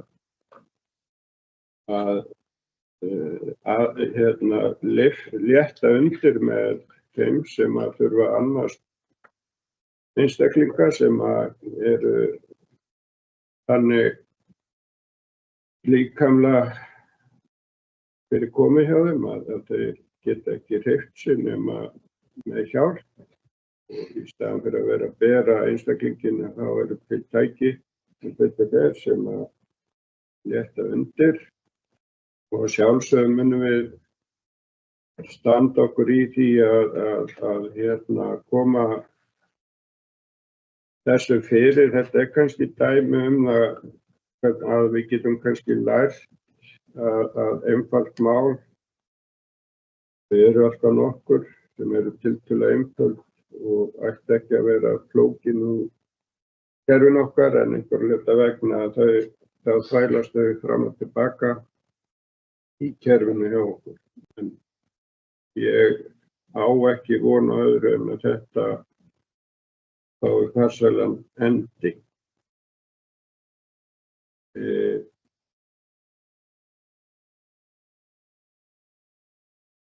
Árslutauppgjörið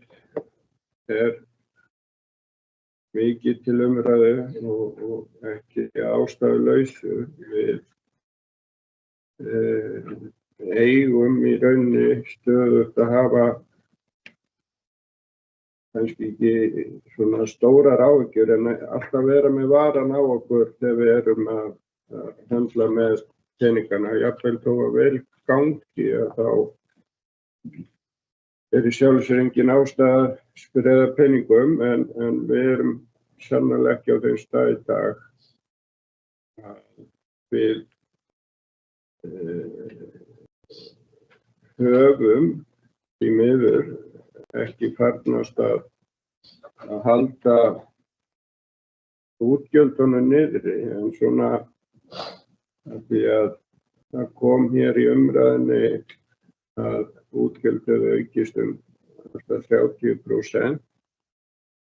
Það nú ekki alveg rétt í sjálfu sér. Það hluti útgjaldaliðana sem hefur hækkað 36,9%. Nákvæmlega, það liður sem heitir þjónustu og orkukaup. Samtals hafa gjöldin fyrir utan launagjöld lífeyrisskuldbindinga hækkað 8,2% á sama tíma og tekjur hafa hækkað 6%. Þannig að það er alltaf gaman þegar tekjurnar hækka en hækkun og útgjöldum er leiðileg í þetta. En það að vísu ástæða fyrir því og einn liður í því sem að sannarlega hefur töluvert áhrif á útgjöldin hjá okkur og þá þennan lið liður sem tengdur ferðaþjónustunni. Það svokölluð úrræði fyrir einstaklinga sem og þá börn líka og í þessu tilfelli eru aðallega börn sem við þurfum að útvega sérstök úrræði og á þessum 6 mánuðum að þá hefur sá liður hækkað 102 milljónir.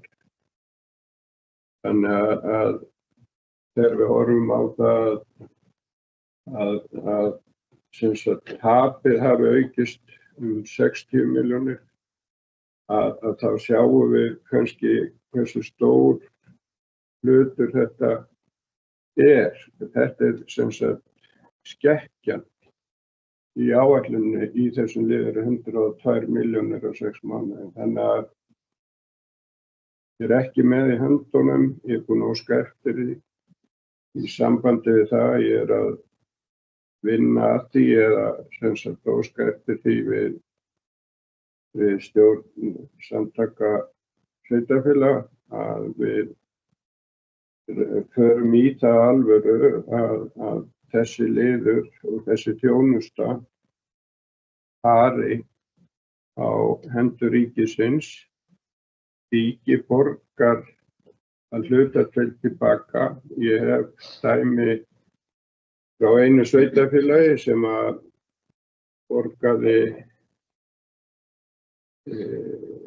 sem sagt vel á annað 100 milljónir og þeir fá tilbaka frá jöfnunarsjóðnum í rauninni 22-23% af þeim kostnaði.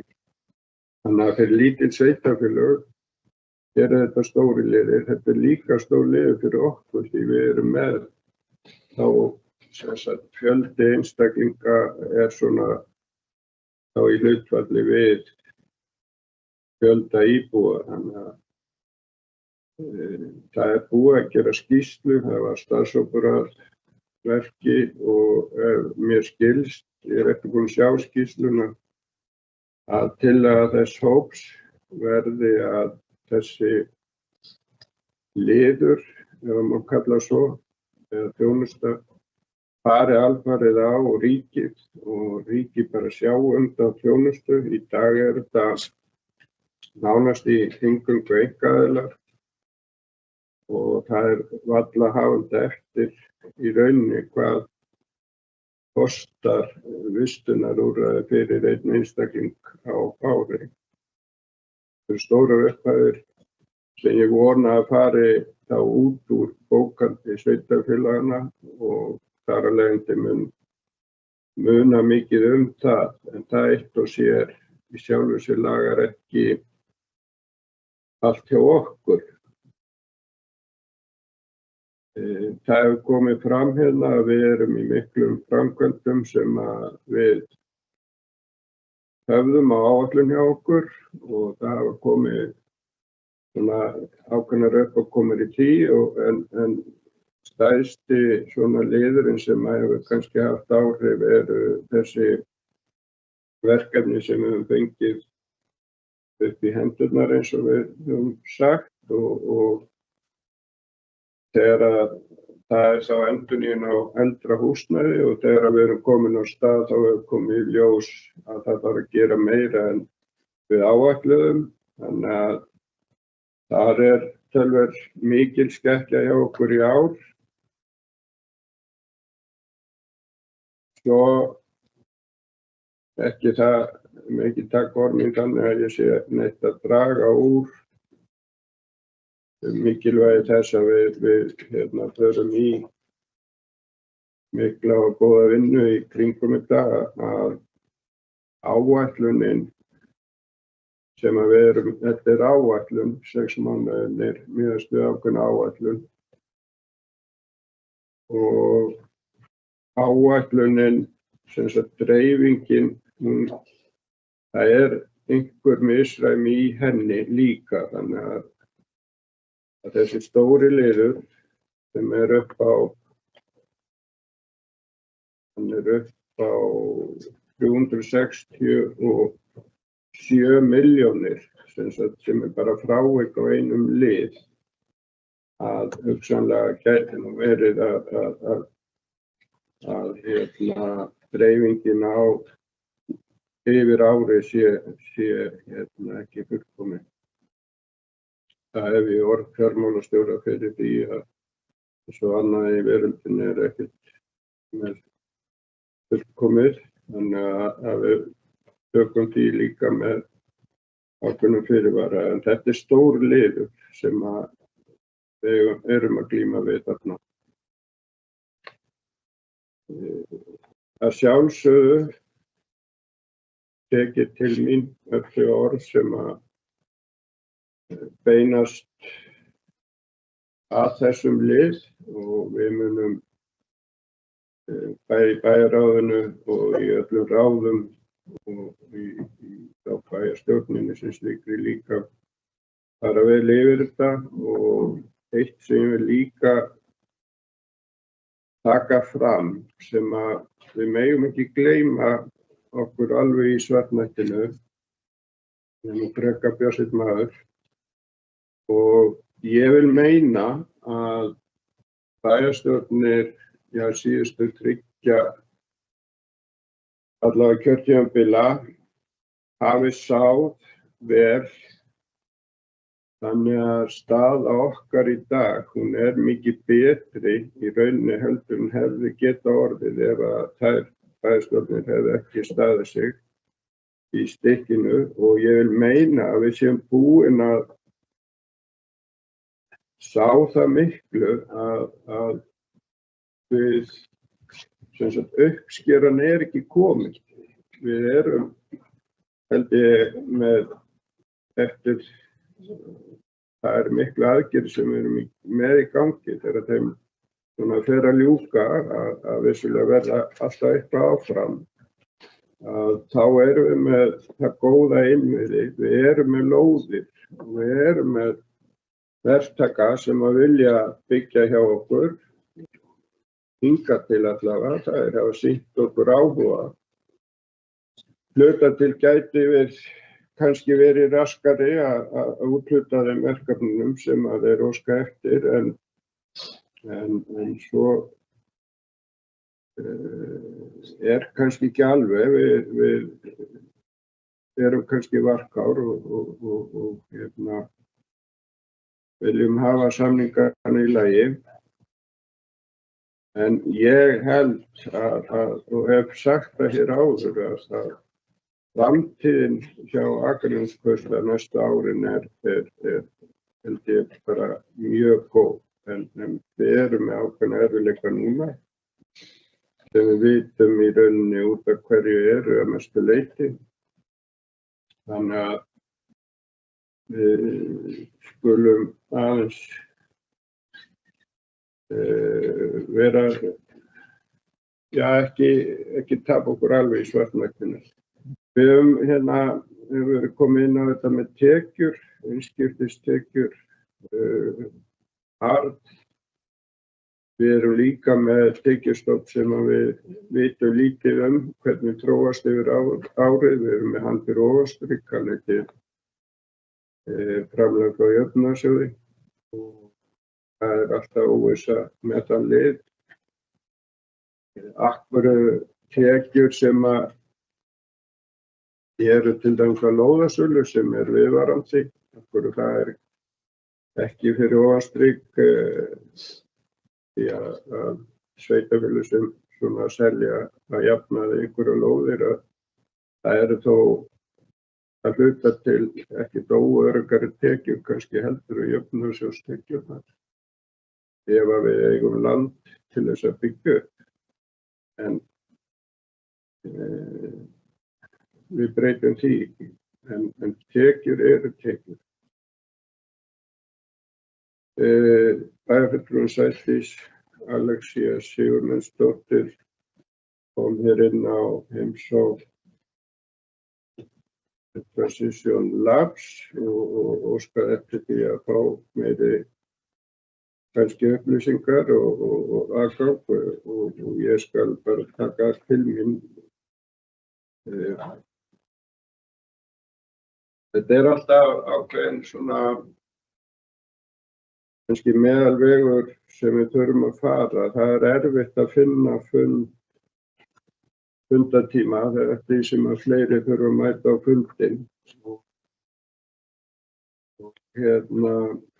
Þannig að hvað og hvenær á að fara með ákveðin mál í stærri hóp. Þetta alltaf og hefur alltaf verið umræða sem kemur hér alltaf upp öðru hvoru að ég hef alltaf verið talsmaður þess að í raun að eftir því sem hægt að sem flestir í bæjarstjórn fái alltaf sömu kynninguna. Öðrum kosti getum við ekki sem sagt kannski erum við ekki að taka ákvörðun á sömu forsendum. En á hinn bóginn erum við líka með ráð og það eiga allir fulltrúa í ráðum. Þannig að við verðum líka að treysta á það að bæjarfulltrúar lesi fundargerðir og fylgigögn með öðrum í öðrum ráðum sem við sitjum ekki og ef það eitthvað sem að óskað eftir betri upplýsingum eða skýringum að þá annaðhvort að hafa samband við sinn fulltrúa eða þá formenn ráðanna. Þannig að ég held að það sé svona að fara einhvern milliveg í því. KPMG, ég bara verð að viðurkenna að við það var sett á eiginlega salt í sumar og ég reikna með að við tökum það upp. Samhliða einhverju leyti fjárhags áætlunarvinnunni, fáum þá kannski eitthvað inn með okkur og þannig að við í rauninni séum ekki kannski að við nýtum þau tól sem að þarna hafa þó verið sett upp.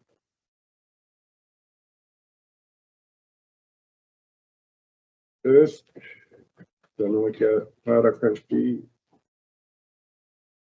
þann svona afsluta uppgjörið vera það sem að hvíldi mest á okkur sem ekki nema eðlilegt en Líf Ása Skast að koma inn á lið sem að ég hef ég held flutt nokkra ræður og nánast árlega. Það þessi veikindapottur sem við erum með. Að þetta eitthvað sem að lifir sín eigin lífi inn í kerfinu hjá okkur og mér finnst að við sem bæjarfélag þurfum að finna einhverjar útskýringar á því af hverju er þetta í þessu mæli hjá okkur, því að með það sem ég hef kynnt mér að þá er þetta svona í hærri kantinum á því sem að þekkist. Vissulega höfum við verið óheppin kannski með þessi loftgæði en við erum að vinna í því og það hefur batnað og við höfum hliðrað til fyrir fólki sem að á við þennan vanda að glíma að það hefur fengið að vinna heima hjá sér og fengið þá starfsaðstöðu í húsnæði sem að talið hefur verið í lagi líka. Þannig að ég held bara áfram að hvetja okkur og okkar starfsmenn í því að finna einhverja lausnir á þessum lið þannig að hann allavega vaks ekki svo nánast stjórnlaust.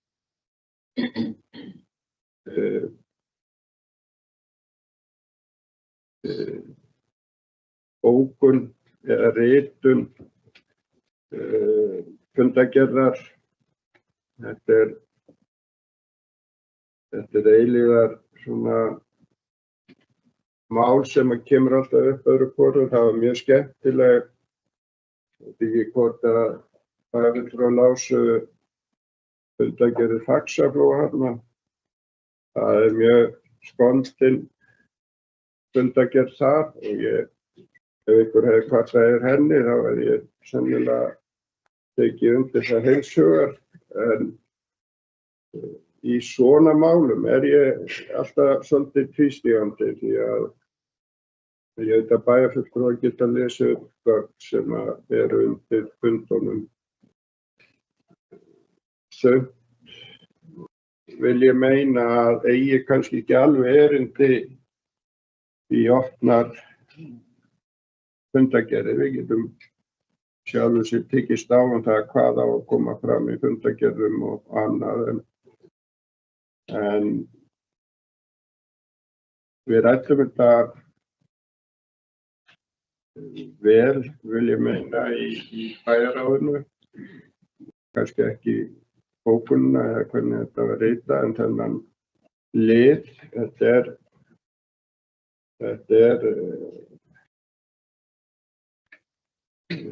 mál sem að við í rauninni ættum að kippa í liðin eins og kvartað í þessu. En svo er það hitt alltaf spurningin hvað ætlum við að gera í framtíðinni og í hvað viljum við verja peningunum þá. En það getur vel verið að við komumst ekkert hjá því að grípa til aðgerða í þessu máli. Það er í rauninni bókun fundarins hjá okkur að menn ræði þetta við viðkomandi á þeim forsendum sem var rætt inn í bæjarráði. Þar var þetta reifað mjög vel og við eigum von á því að þetta komi aftur inn hjá okkur og þá kannski tökum við þetta aðeins til okkar og ritum og bókum þannig að þeir sem að lesa fundargerðir okkar, þeir kannski átti sig aðeins betur á hvað er að ræða.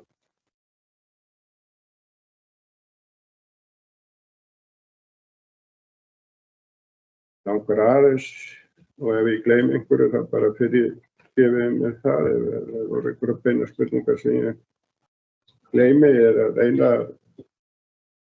en það er samt atriði sem ég langar aðeins að koma inn á og líka og það var meðal annars voru rætt hér búnaðarkaup og ég hef aldrei skilið í sjálfu sér þegar við erum að gera áætlanir einhverja framkvæmdir. Af hverju við erum að, ég hef upplifað það sjálfur að við gerðum áætlunum ákveðin hús á ákveðnum forsendum og af því að ég held að þeir sem að setja okkur forsendunar voru svo hrættum að við myndum ekki vilja byggja húsið ef að kröfurnar eru of miklu. En ég held að það hefur alveg verið vilji bæjarstjórnar á þeim tíma að byggja húsið samkvæmt þeim bara kröfum að það húsnæði stæðist allar kröfur sem gerðar væru fyrir þá íþrótt sem þar var stundað og enda þegar að svo ferli var komið í gang og óskin kom að stækka húsið og sjálfur sér var það bara alveg sjálfsagt mál og þar inn í blandast umræða sem að Ragnar sem Bæjarbrug kom með búnað í fimleikahúsið að það átti sér að hluta til ákveðnar skýringar að fimleikafélagi kom með einhvern lista og þá var bara áætlað verð í þann búnað. Svo kemur í ljós þegar á að fara að flytja búnað úr sem sagt bráðabirgðahúsnæði að það var meira af búnaðinum ónýtur heldur en áætlað hafði verið að yrði. Það hefur allt ákveðnar skýringar en ég tek undir að við eigum bara strax í upphafi að gera okkur grein hvað hlutirnir kosta og taka ákveðin út frá því en að sjálfsögðu getum við aldrei fyrirbyggt það held ég að það kom ekki eitthvað óvænt upp í löngu ferli á stórri framkvæmd. Já, og svo lokum því að forseti fór að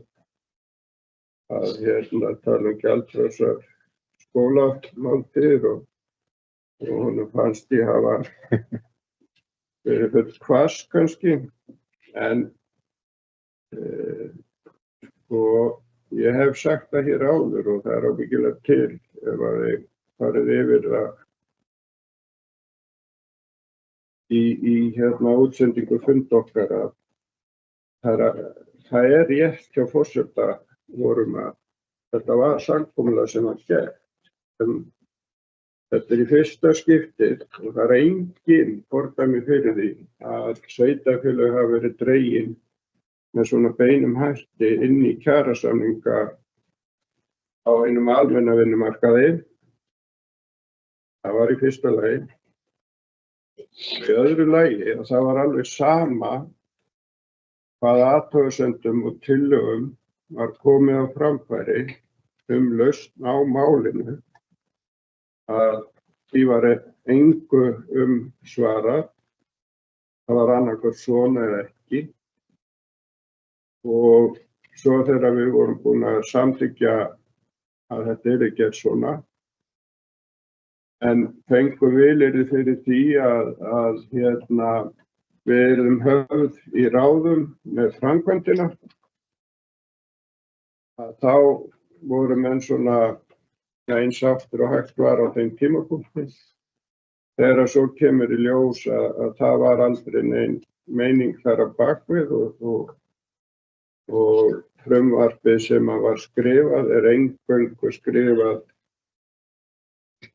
í innviðaráðuneytinu og af starfsfólki þar og allar þær tillögur og sá starfshópur sem að þó hafi verið settur á laggirnar og átt að koma með tillögur að þessu frumvarpi að það var ekki hlustað einu orði á það sem kom þar. Sá sem skrifaði frumvarpi hafði ekki komið á einn einasta fund þessa hóps eða þá haft neitt formlegt samband við þann hóp eða aðila í honum.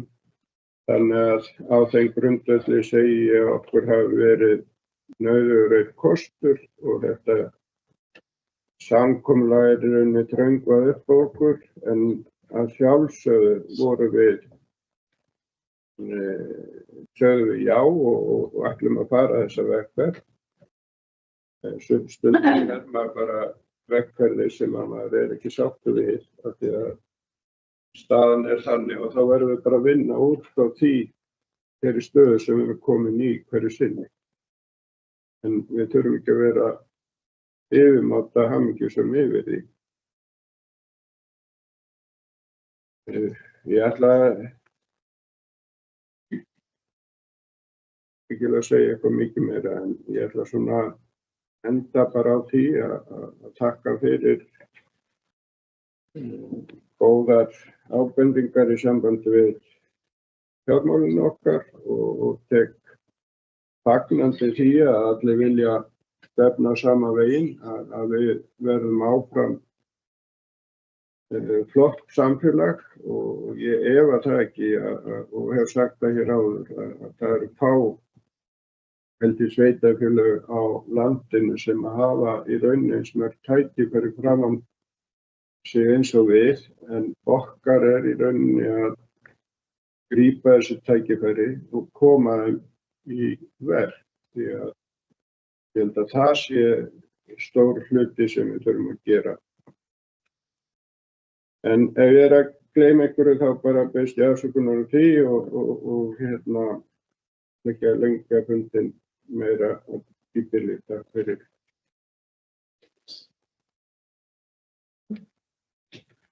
Takk fyrir, fulltrúi Einar Brandsson. Fleiri sem óska eftir að fundargerð Bæjarráðs, það er fulltrúi Lífs og Skagstað. Gjörðu svo vel.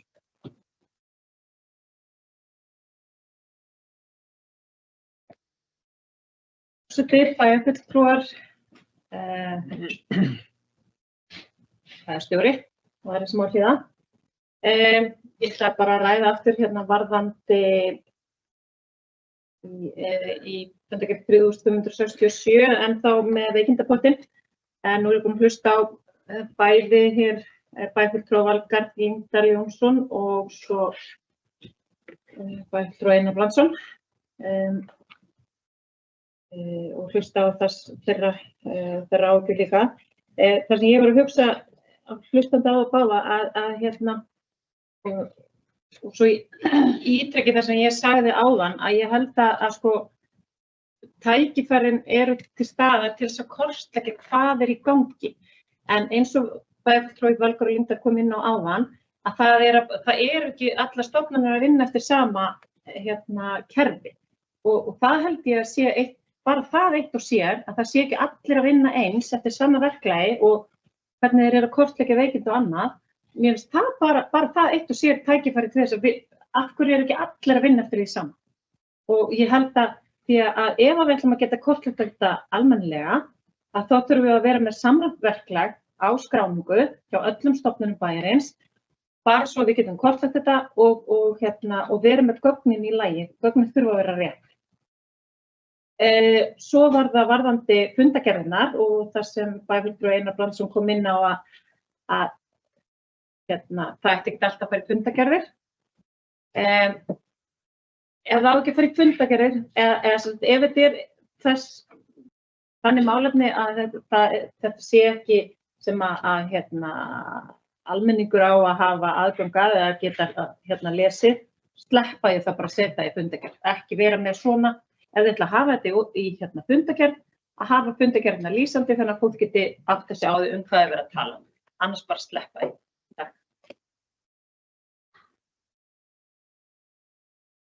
Takk fyrir, fulltrúi Lífs og Skagstað.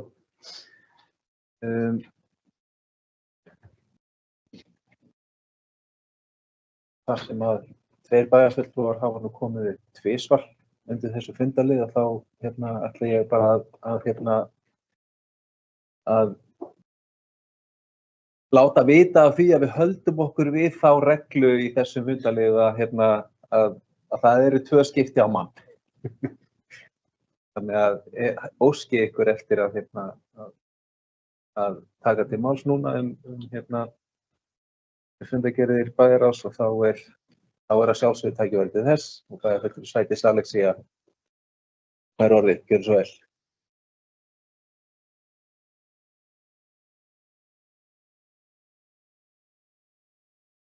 Forseti, bæjarfulltrúar og aðrir sem okkur hlýða. Ég er bara komið upp í annars skipti núna.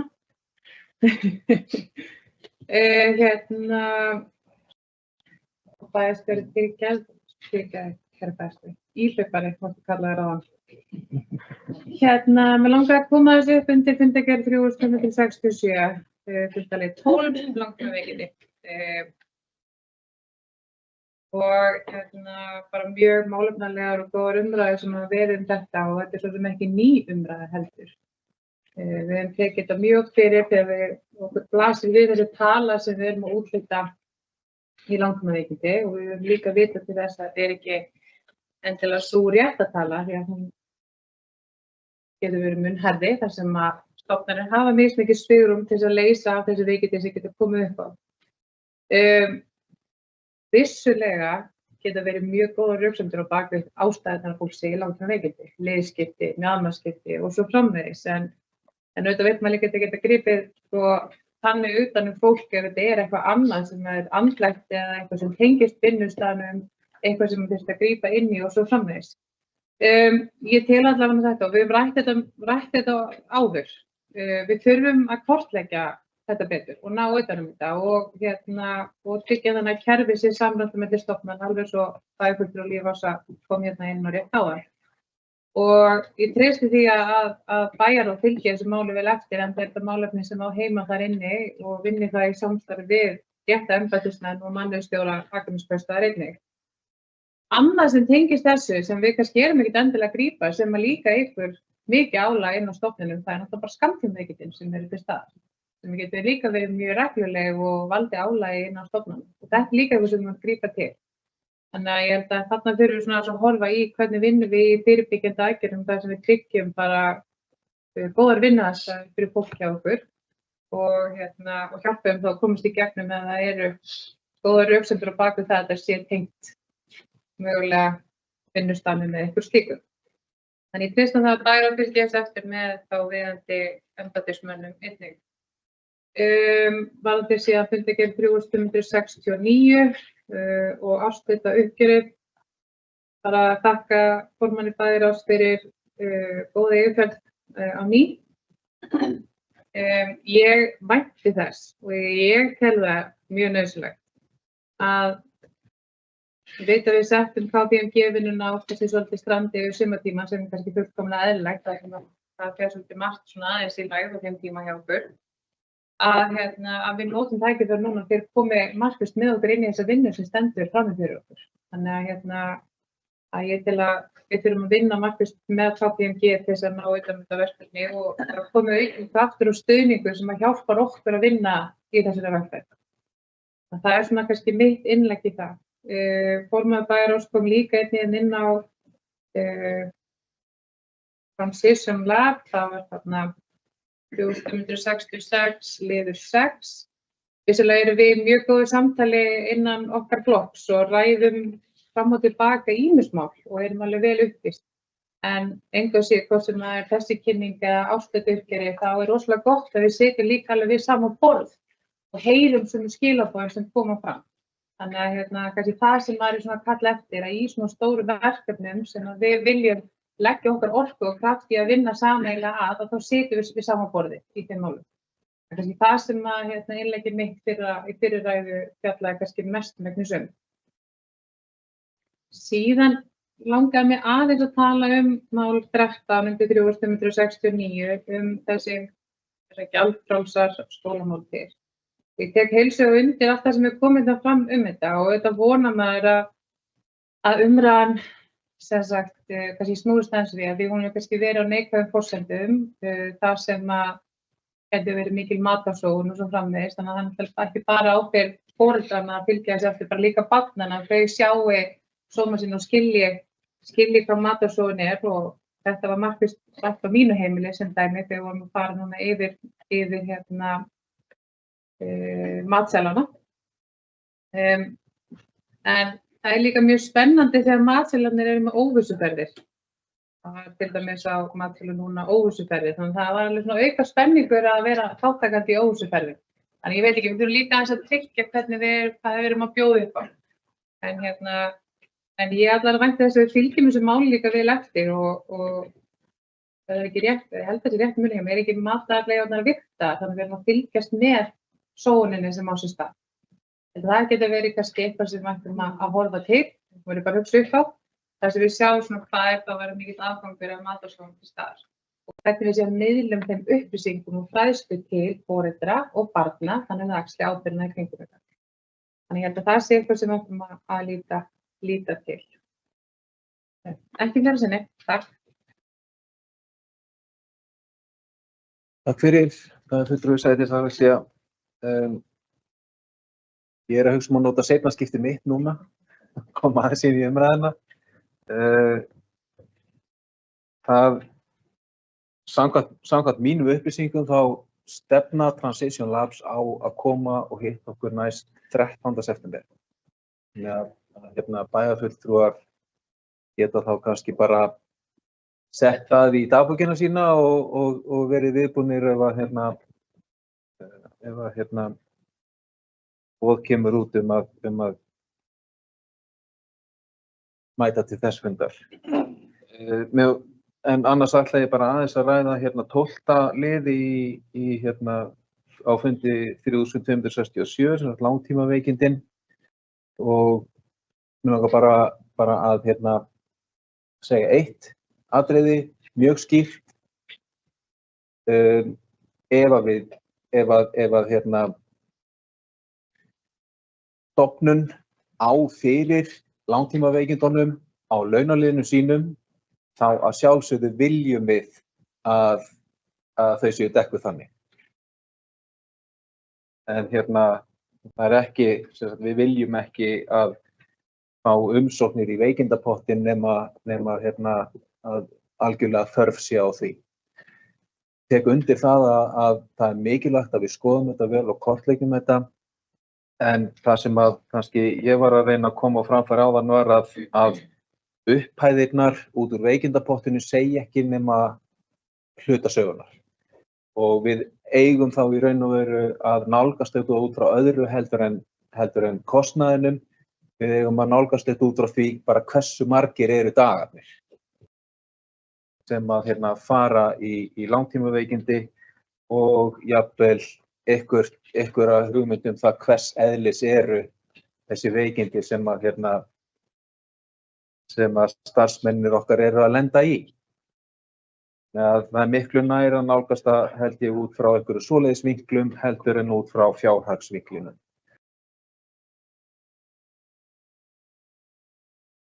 Heilsa fólks skiptir jú miklu meira máli heldur en krónur og aurar þegar upp staðið. Að þetta vildi ég bara segja mjög skýrt að við erum ekki að kalla eftir því að allir sæki í veikindapottin. Við viljum að stofnanirnar okkar þekki þetta sjálfar eftir því sem að þær hafa tök á. En þá gef ég orðið laust aftur fundargerð bæjarráðs ef fleiri vilja taka til máls. Það er fulltrúi Ragnar B. Sæmundsson. Gjörðu svo vel.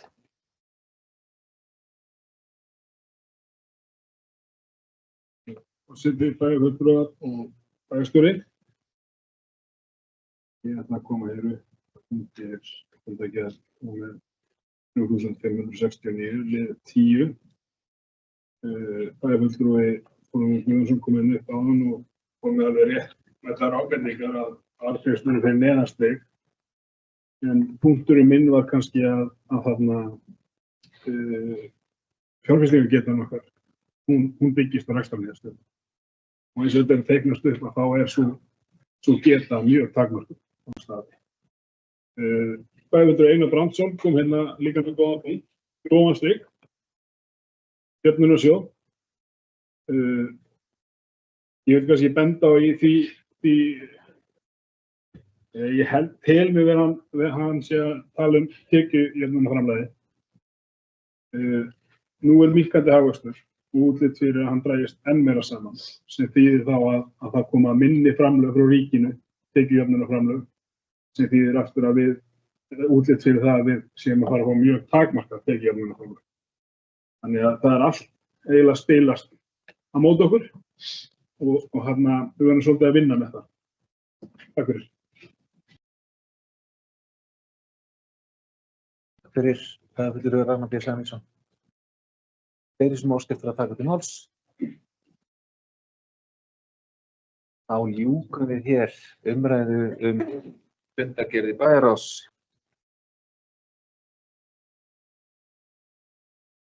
Á þessum fundi og förum í annan fundalið. Hann hefur málsnúmer 24.01.003 fundargerð velferðar- og mannréttindaráðs á árinu 2024. Hér eru lagðar fram 2 fundargerðir. Númer 228 og fundi sem framfór þann 23. júlí síðastliðinn og 229 frá fundi þann 20. ágúst síðastliðinn. Og orðið laust þessar 2 fundargerðir velferðar- og mannréttindaráðs. Það fulltrúi Kristinn Örn Sveinsson. Gjörðu svo vel.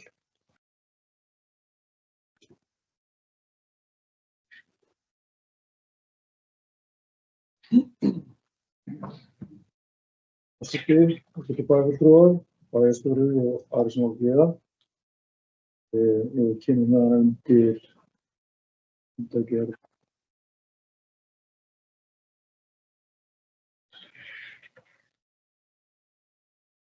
númer 28 og við erum heilsuefling eldra fólks að ég ætlaði bara að koma upp undir þessari fundargerð.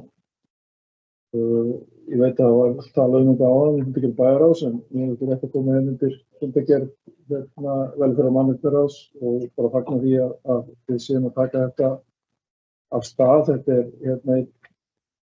einn liður í stefnu öldrunarþjónustu Akraness sem var samþykkt bragt á síðasta vetur. Þetta svona einn af fyrstu liðum sem við erum að innleiða í þeirri stefnu og fagna þessu samstarfi við IA sem mun fá styrk frá bænum til þess að reka starfsmenn sem sjá bæði þjálfun og skipulag á og utanumhald þau námskeið sem var í boði til heilsueflingar. Ég held að sé alveg rétt sem að bæjarstjóri Jónína Margrét Guðmundsdóttir sagði áðan varðandi það við erum að fjárfesta í heilsu eldra fólks og það mun skila sér í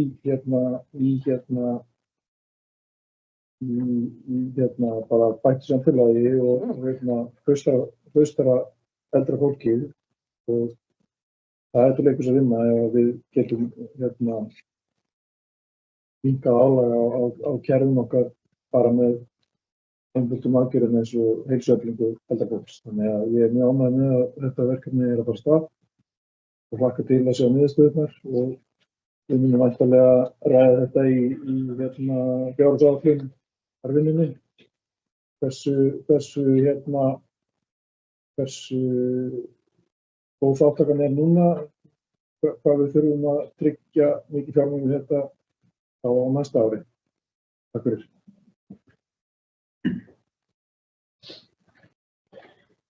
Takk fyrir, fulltrúi Kristinn Örn og orðið laust fundargerðir velferðar- og mannréttindaráðs. Enginn sem óskar eftir að taka til máls og þar með þessar 2 fundargerðir ráðsins verið framlagðar. Við förum í 3. fundalið, málsnúmer 24.01.004, fundargerðir skóla- og frístundaráðs á árinu 2024. Það eru 4 fundargerðir frá ráðinu sem hér eru lagðar fram. Númer 241 frá 5. júní síðastliðnum, 242 frá 26. júní, 243 frá 7. ágúst og 244 frá 21. ágúst síðastliðnum. Orðið laust þessar fundargerðir skóla- og frístundaráðs. Það fulltrúi Jónína Margrét Sigmundsdóttir var orðið. Gjörðu svo vel.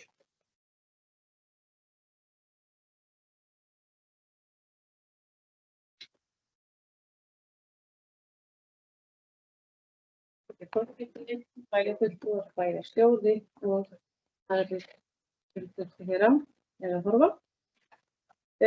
Það nú búið að ræða taka á flestum málum hér sem að ég vil spóla á fyrst bara það við þetta En mig langar að ég byrja að fletta og verð þínu þessu hérna Já, mig langar bara, það koma hérna aftur upp skráningadagarnir sem að bara, bara frábært verkefni sem að var lagst yfir og hefur skilað sér vel. En það var talandi bara verkefnastöðu og verkefni sem að við höfum þessi bæjarstjórn og þinni bæjarstjórn hafa fengið í hendurna í endurbætum og bara út af loftgæðum og öðru. Þá náttúrulega málefni tónlistarskólans sem hafa verið tekið fyrir á byggingaskóla og frístundaskóla. Þetta náttúrulega bara verður alltaf yfirstandandi verkefni fyrir það bæjarstjórn sem að það að ráðast í endurbætur og lagfæringar á þeim stofnunum sem að hýsir starfsfólk og nemendur í bæjarfélaginu. En annað sem að mig langaði að koma hér upp undir voru þetta var að fundi 242, það fundur 244. Mál 1 óskum kaup á stafrænni lausn í sundlaug og jaðarspökkum og íþróttum.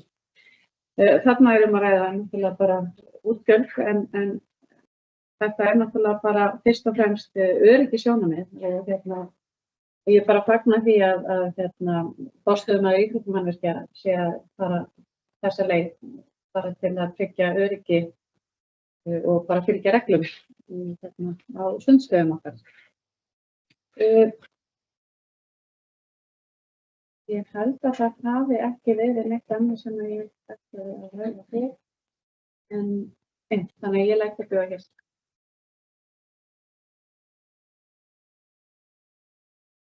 Takk fyrir, bæjarfulltrúi Jónína Margrét. Fleiri sem óska eftir að, já, bæjarfulltrúi Lýðhúsaskattsstættar að við svo vel.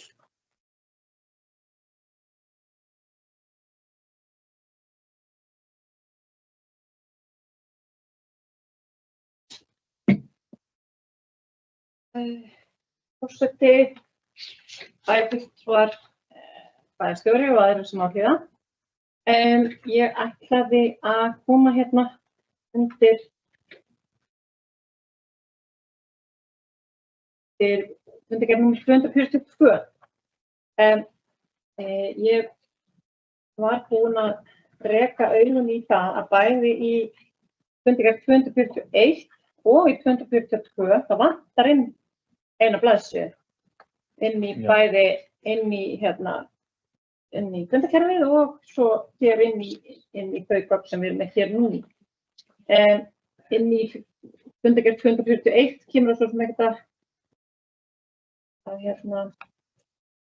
kannski ekki svo hraðilegt en inn í fundargerð 242 þar erum við með lið nr. 4 og svo kemur næst lið nr. 8. Þarna inn á milli bara stórt og mikið mál sem að við erum svolítið náum ekki að ræða hérna akkurat núna. Og það varðandi frístundaheimili Akraneskaupstaðar og framtíðarsýn þar.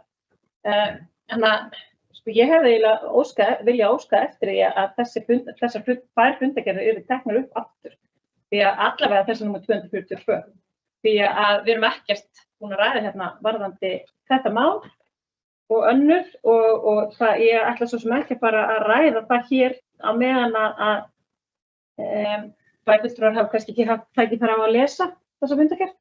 Þannig að það er kannski réttast. Ég hef ekki lent í svona áður þannig að ég bara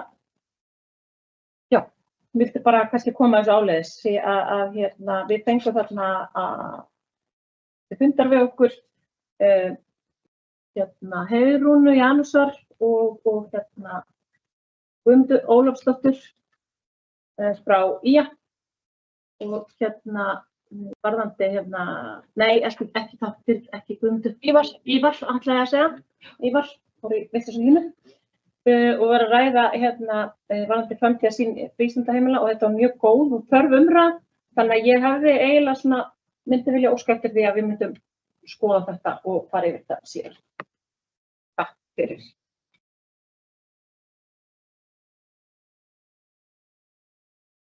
Þakka bæjarfulltrúa Lífásu fyrir ábendinguna sem er þetta bara hárrétt. Mig grunar að málið sé bara það að ljósmyndunarverinn hafi gripið tvö blöð þegar hann var að skanna. Já.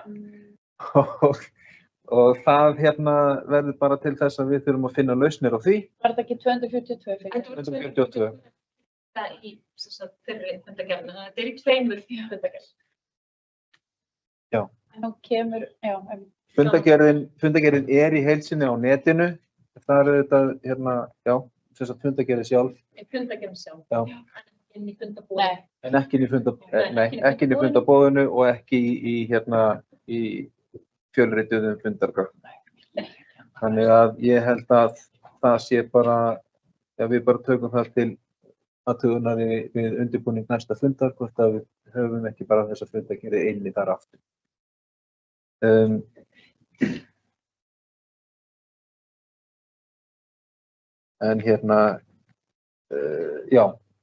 fundargerðin er á netinu, vil ég bæjarfulltrúar kynna sér efni þeirra og síðan auðvitað líka bara inni í fundargátt undir þeim nefndum sem að bæjarfulltrúar hafa aðgang að þar.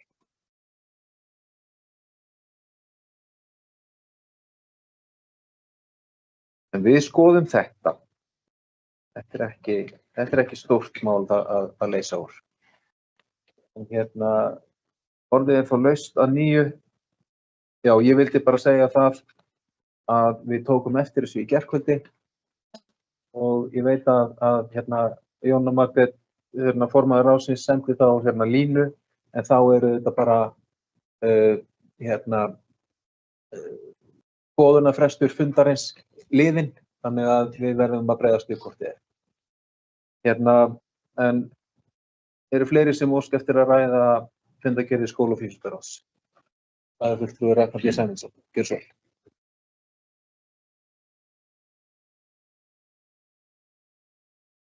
vel. Bæjarfulltrúar, bæjarstjóri og aðrir sem á hlýða.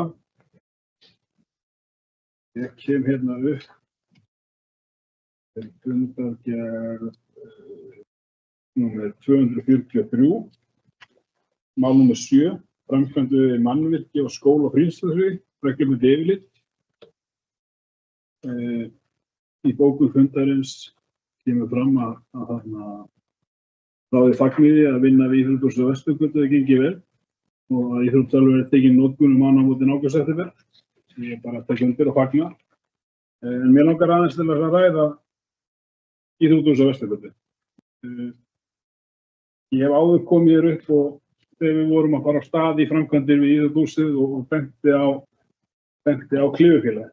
Og það staðrind að við erum að leigja húsnæði út í bæ í Klifurfélagið fyrir 5 milljónir á ári og fannst alveg rakið að við myndum nýta þessa framkvæmd til þess að skapa félaginu til framtíðar húsnæði og að sama skapi spara bæjarfélaginu það fjármagn sem fær þá í þessu leigu. Ég veit að það var vinna í gangi sem snýri að því að við vorum að skoða húsnæði sem við eigum. Í upphafi þegar fimmleikasalurinn er byggður að það átti Klifurfélagið að fara hann inn í horn, gerist ekki strax og þá náttúrulega bara skapast ákveðin hefð og annað og menn fara að nýta það rými í annað og þá verða árekstrar. Það var skoðað Íþróttahúsið á Vesturgötu á þeim tíma. Þá náttúrulega var ekki komin eftir þessi staða sem við erum búin að vera að kljást við núna og þá náttúrulega bentu menn eðlilega á að ef það kemur klifurveggur að þá styttist íþróttasalurinn. Við gætum þá ekki nýtt hann undir eins og körfuboltaleiki og annað. Það hefur verið skoðað, veit ég, höllin, hún er náttúrulega köld og þannig að það eru afmarkar á þessu kannski. Ég er bent áður að mér finnst að þegar við fórum í þessa framkvæmdir þá hefðum við átt að taka út í raun og veru 1 stúkubili og nýta þá gaflinn undir undir Klífufélagið. Núna þegar 900.000 kemur inn þá er ekki lengur þessi mikla þörf fyrir þennan áhaldafjölda. Hann verður til staðar í nýja húsinu. Þess sem langar mig bara svolítið að spyrja formann skóla- og frístundasviðs, hver er framtíðarsýn meirihlutans varðandi húsnæðismál Klífufélagsins og er eitthvað vinna í gangi framtíðarlaust? Og þá líka kannski formann skipulags- og umhverfisráðs, hvort að þessir möguleikar með nýtingu á húsinu á Vesturgötu og breytingar þar inn í þessari framkvæmd hafi verið skoðaðir og ef ekki, hvers vegna? Og hvort að áætlun sé svo að við leigjum bara hús undir félagið ókomna tíð. Því ég sé ekki að við séum í öðrum húsnæðum þar sem við getum komið upp aðstöðu fyrir Klífufélagið. Og í mínum huga er þetta bara sóun af fjármagni. Við eigum að hingað til hefur kaupstaðurinn lagt áherslu á það að við eigum okkar mannvirki og mér finnst þetta að vera stefnubreyting. Ég er ekki sátt við. Takk fyrir.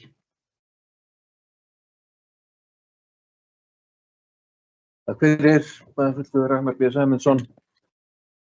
Orðið er laust og það er bæjarfulltrúi Jónína Margrét sem var orðið. Gjörðu svo vel.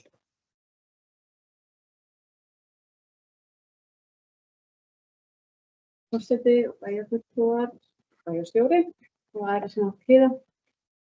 Mér langar bara að þakka bæjarfulltrúa Ragnari B. Sæmundssoni fyrir að vekja máls á þessu.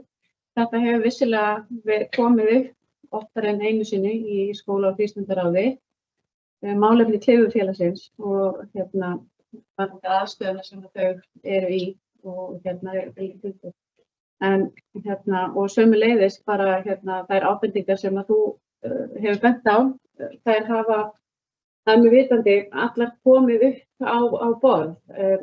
Ég veit ekki alveg, ég man ekki alveg hversu formlega, en eins og þú réttilega bendir á að þá fimleikasalurinn, það er bara komin ákveðin hefð og þá er pláss fyrir Klífufélagið. Íþróttahúsið á Vesturgötu, ég verði eiginlega bara að þá kannski bara smá tíma til að fara aðeins tilbaka og þá svör við hvort að það hafi verið skoðað eða tekið með í þessum endurbótum, hvort að það hafi raunverulega verið skoðað eða hvort að það hafi bara verið eitthvað óformlegt spjall. Ég bara þekki það ekki alveg, bara veit það. En Akraneshöllin, það er bara of kalt fyrir Klífufélagið en það er náttúrulega verið frábært að geta nýtt þetta. Ég er að heyra, finnst þetta góð tillaga sem að þú hefur lagt til vegna það er með stúkubílið, ég er að heyra það bara hér núna fyrst. En það er náttúrulega ekki búið að stúkan er ekki tilbúin, hún verður ekki klár strax ef ég man rétt frá Alfred, þeim sem er í framkvæmdum og er með umsjón af þeim.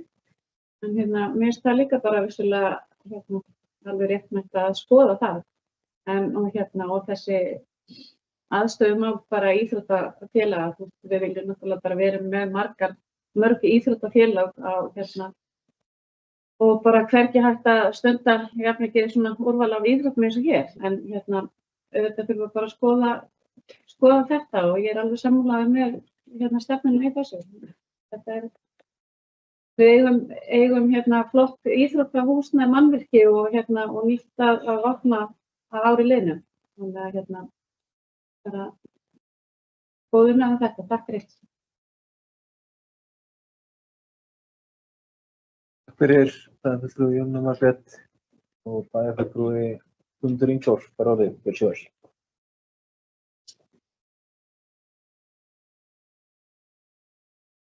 Forseti, bæjarfulltrúar bæjarstjórn Menntaréttarins.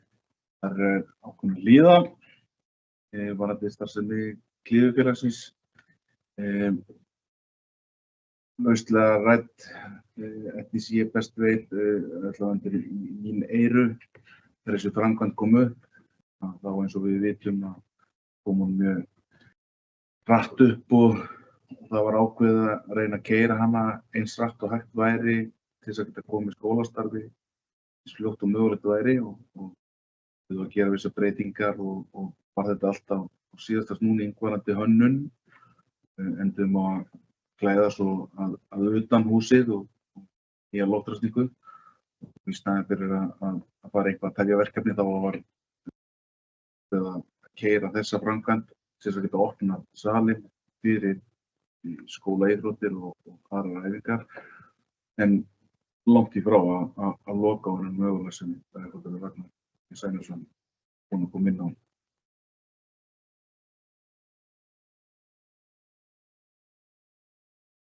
Takk fyrir, bæjarfulltrúi Guðmundur Ingþór.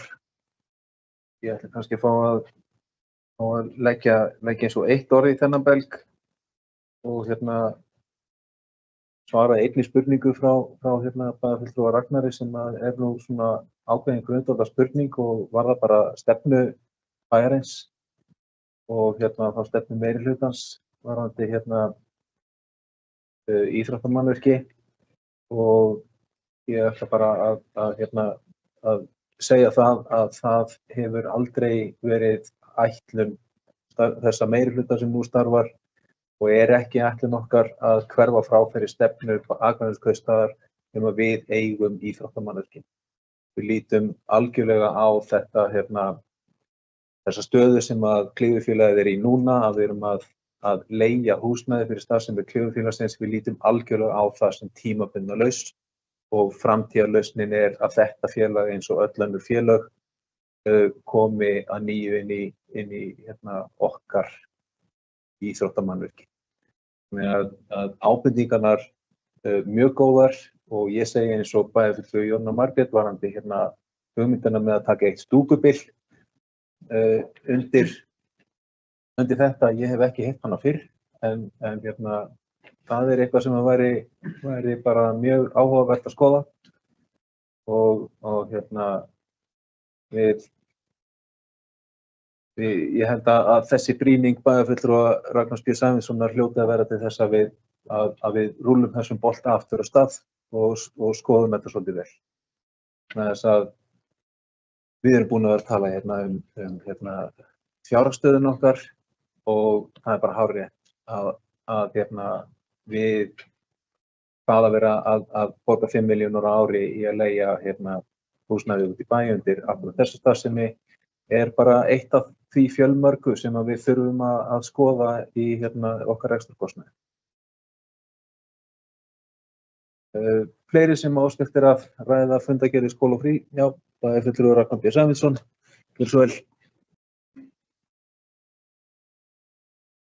Forseti, bæjarfulltrúar og bæjarstjórar sem áhuga, ég vil bara þakka fyrir svör bæjarfulltrúa og bara ánægjulegt að menn taki vel í þessar hugmyndir og þessar breytingar. Það var í fundargerð bæjarráðs frá í 27. janúar 2023, þá tekur þessi samningur gildi og við munum náttúrulega forsöguna. Það er ákveðið félag sem aðila sem sjá ekki einhver ekstra grundvöll í sínu rekstri og Klífurfélag hafi verið inni á þeim og við erum svolítið göngum inn í það. En núna held ég sé bara eigum að nýta tækifærið. Ég held að það sé líka bara gríðarlega spennandi fyrir Brekkvarsskóla íþróttakennsluna þar, það er bara komið með auka stoð inn í kennslu þar með Klífurveikur. Ég held líka að það sem er mikilvægt fyrir þessi jaðarfélög okkar að þau séu svolítið í hringiðunni. Það séu börn að sjá þetta, að þau séu ekki svona út úr svolítið, út úr svona hringa við það sem börn er að koma, skólakrakkar annir, þeir séu að kynnast þessum íþróttum öllum og vonandi bara finna sína íþrótt. Þannig að ég held að það sé mjög heillandi. Mér finnst mjög bara sárt eða svekkjandi í raun og veru að við séum að greiða svona vegna þess að þessum peningum væri svo miklu betur varið í það bara að byggja aðstöðu svona félag. Og eins með þetta, eins bara sömrið sem við vorum í áðan, að bara mólar verða brauð. Þetta er fljótt að safnast upp og tökum þetta bara áfram. Takk fyrir.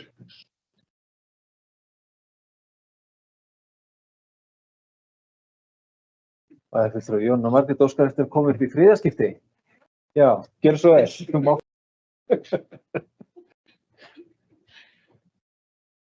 Forseti, ég ætla að þakka fyrir leyfið og bæjarfulltrúar og Þórs Sveiti. Nei, bæjarstjóri í Íhlaupa bæjarstjóri. En bara, mér finnst þetta bara þarf umræða og bara frábært það sem allir hafa að segja hann. En á sínum tíma og ég held að það hafi verið mjög fljótlega eftir að við tókum sæti hér í skóla- og frístundaráði að þá var farið í svona ákveðna greiningavinnu að þá fyrrverandi starfsmanni skipulags- og umhverfissviðs og svo Guðmundur hjá IA að greina svona þörfina með tilliti til þeirra félaga sem eru á hrakbólum í dag, kjallarann á Vesturgötunni. En það var sem sagt bara sett í fjárfestingar- og framkvæmdaáætlun en sé að held, ef ég fer mér rétt, að það hafi verið sett á dagskrá árið 2026. En bara Klifurfélagið er náttúrulega ekki eina félagi sem svona út í bæ. Við erum líka með Garðklippingafélag og annað.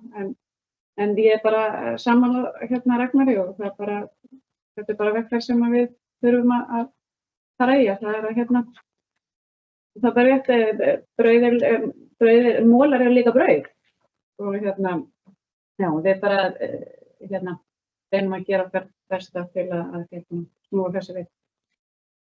Takk fyrir. Það fulltrúi Jóna Margrét. Þeir sem óska eftir að ræða fundargerðir skóla- og frístundaráðs. Það er enginn sem kveður sér hljóðs. Þar með eru þessar 4 fundargerðir ráðsins á framlagðar hér. En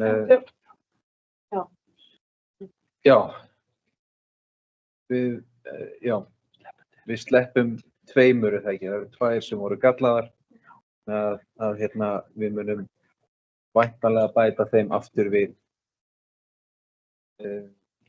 dagskrá næsta bæjarstjórnarfundar. Þá förum við í 4. fundarlið, málsnúmer 24.01.005 og það eru fundargerðir skipulags- og umhverfisráðs á árinu 2024 og frá ráðinu koma einar 6 fundargerðir.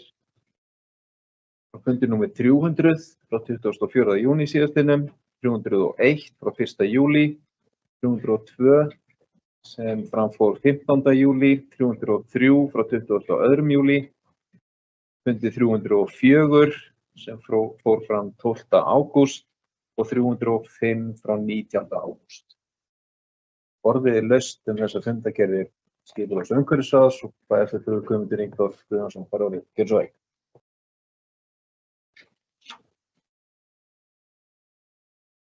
Forseti, bæjarfulltrúar, bæjarstjóri, aðrir hafa komið víða.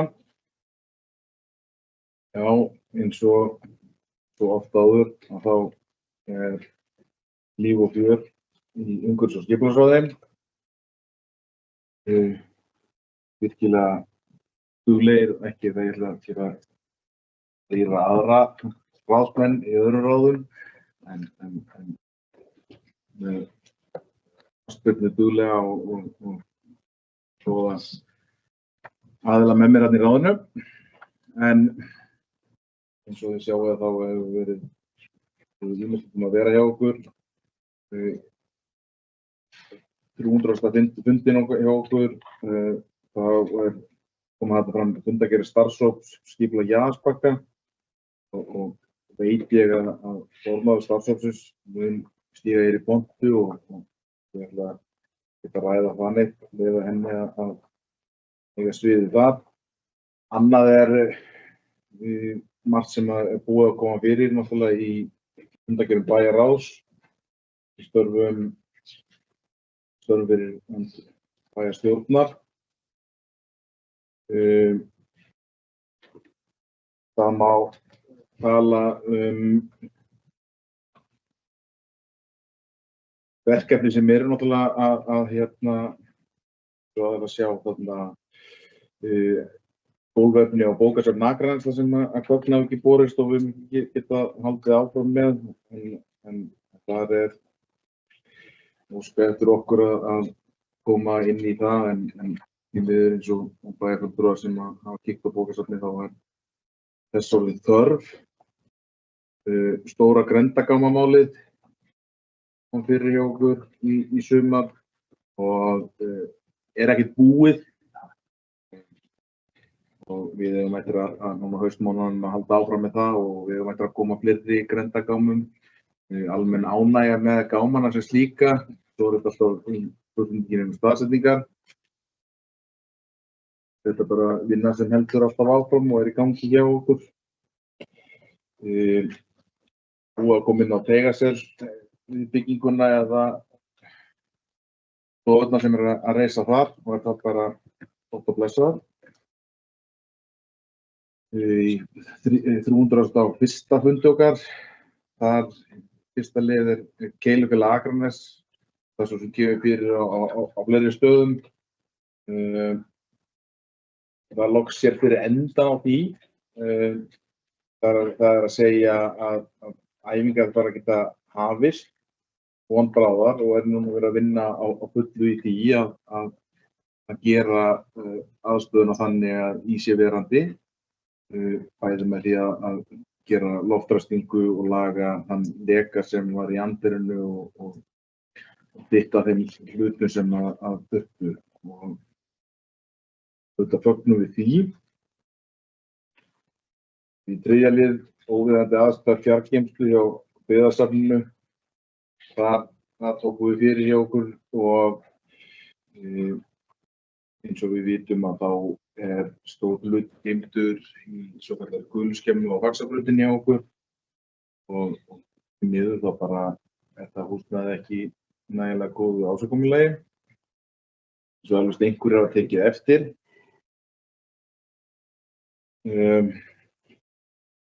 Endurgerð gatna er auðvitað að fagna að búið er að leggja malbygg á aðra leiðina eða einn af leiðunum inn í bæinn hjá okkur sem að virkilega var þörf frá Haustúsatorgi að Kalmarstorgi. Fögnum því. Einnig kom inn til okkar varðandi rampinn í Bjarnalaug. Glæsileg teikning sem við fengum og aðkoma og skoðu eftir fjárhagsáætlun það verkefni, þannig að það var að taka það fyrir komandi fjárhagsáætlun.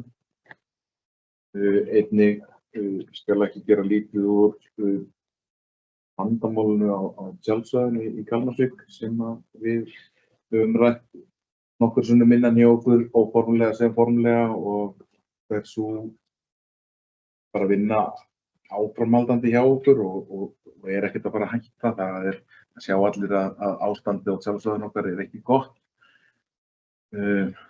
Og ótrúlega með virðast að þá reyndi svolítið hjá okkur hérna á Þóroddarskaganum í sumar. Og sést það bersýnilega á tjaldsvæðinu og eins og það sem hefur gert undanfarin ár þegar að svoleiðis viðrar.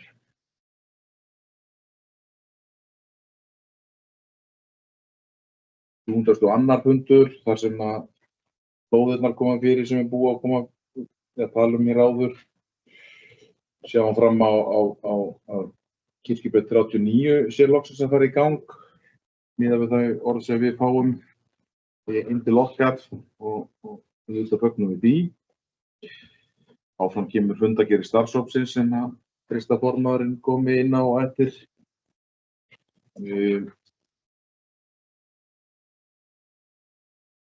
304. fundurinn hjá okkur, þar var sorptunnubreytingin eða hluti af því dæmi þar sem við vorum að opna tilboð varðandi tunnumál, sorpílát, sem að N1 var með hagstæðastu kjörin fyrir okkur.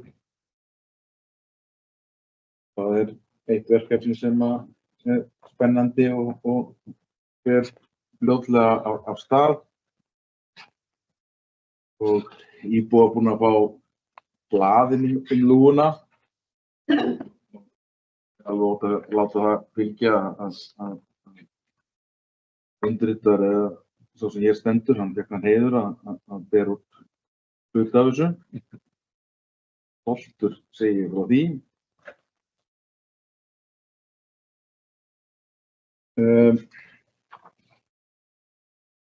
350 fundur hjá okkur. Þar fengum við gesti í heimsókn hjá okkur, Alexander Eiríksson og Guðmundur Sveinn Einarsson. Þeir kynntu fyrir okkur hugmyndina að hóteli við Garðavöll í tengslu við Kólaskálann. Mjög skemmtileg og áhugaverð kynning og komu þar ágætir góðir punktar frá báðum aðilum eða þeim og okkur að við höldum allavega. Og þetta virkilega spennandi verkefni og bara óskandi að það verður hægt að leysa þetta eða þá koma saman í guða þessu því að þeir alveg klárlega þurfa á okkar tengingu að halda líka þar sem að þetta hugsað meðfram eða með nýta þjónustu eða húsnæði Kólaskálans og þó í samvinnu við Kólaklúbbinn Leyni og okkur. Það sem að hefur komið til margra tölvupóstum til margra bæjarfulltrúa og sérstaklega þá í ráðinu hjá okkur. Ábendingar varðandi umferðaröryggismál. Það er þarna 3. liður í 305. fundi hjá okkur þar sem að umferðaröryggi við Brekkubæjarskóla, Garðasel og Vallasel er rætt. Þess má geta að við ræddum alla leik- og grunnskóla ásamt fjölbrautaskólanum hjá okkur og sú vinna langt í frá búin. Ég held að sé algjörlega kýrljóst að það sé vilji allra bæjarbúa sem og bæjarfulltrúa að þessi mál sé í lagi. Við getum alltaf skoðað þetta og endurskoðað, reynda betrumbæta, það vilja allir. Auðvitað snýst alltaf líka peninga. Hvað er að forgangsraða rétt og hversu mikið og það er bara verið stöðu barátta. Það er alveg klart mál að allir hér inni og þó víða verið leitað að vilja gera mikið meira en við höfum nokkurn tímann gert í ár og síðustu ár. En þetta snýst alltaf aurinn. Við erum að reyna að gera eins vel og hægt fyrir þá peninga sem við höfum. Og þarna ætlum við að fara í áframhaldandi vinnu og taka þessi mál sem þarna eru nefnd ásamt fleiri til í skoðun. Ég kom í stórum dráttum allavega.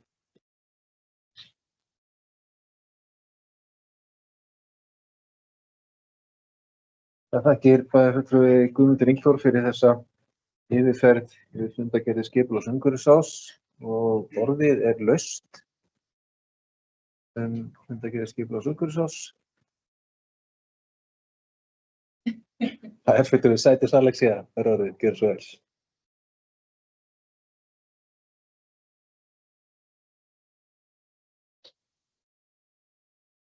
Forseti, íhleypari bæjarfulltrúar sem á okkur hlýða. Já, hérna var aðeins barist að komið næst. Ég þekkast til að því að bæjarfulltrúa fyrstni, takk. Ég held að nú bara svona að við skauta líkt og bæjarfulltrúi Guðmundur Ingþór fór líka yfir að þessi fundargerðirnar og bara stikla svona á kannski stórum málum. Mér finnst það stór mál. En kannski byrja þá í fundargerð 300 lið nr. 2 sem snýr að fundargerð starfshóps skipulagi í Ásbakka. Við höfum verið að funda alveg hérna framöndir meðan júlí, starfshópurinn, og eftir þann fund í júlí var tekin svo ákvörðun að við myndum boða til sameiginlegs fundar, bæði með bæjarstjórn, stjórn KFÍA og stjórn ÍA sömuleiðis og þá með bæði Ísold og Basalt sem eru þar að hanna hótel og svæði í heild sinni og síðan þá fjárfestirinn á bakvið uppbyggingu hótelsins. Sá fundur var náttúrulega haldinn hérna nýlega og verð ég bara að segja fyrir mitt leyti tókst hann afar vel til, var málefnalegur, upplýsandi og mín upplifun af honum persónulega er það að við sátum að þetta sama borð að fá sömu upplýsingarnar gátum spurt þarna frjálst af því sem að lá okkur á hjarta. Af því að mín upplifun hefur verið að réttar upplýsingar og allar upplýsingar ekki alveg að berast eins og kannski maður stóð vonir til. Ekki maður sé að segja neitt annað en það bara það er mikið sem rætt, þar sem það mikið að við getum komið saman og fengið sömu upplýsingarnar á sama tíma. Við stóðum upp á þeim fundi með svona skýrt plan hvað tæki við og það náttúrulega var stjórnum bæði og KFÍ falið að koma þá með svolítið afgerandi umsögn næstu skref þannig að við getum haldið áfram þetta verkefni.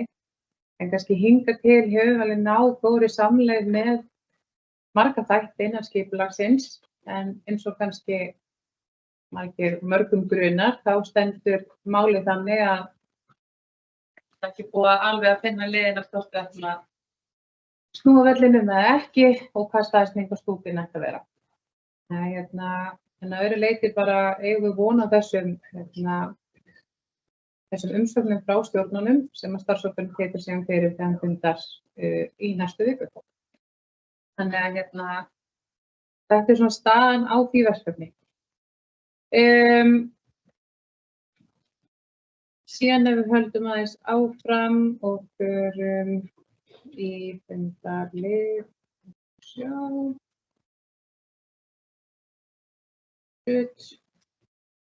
bara yfir í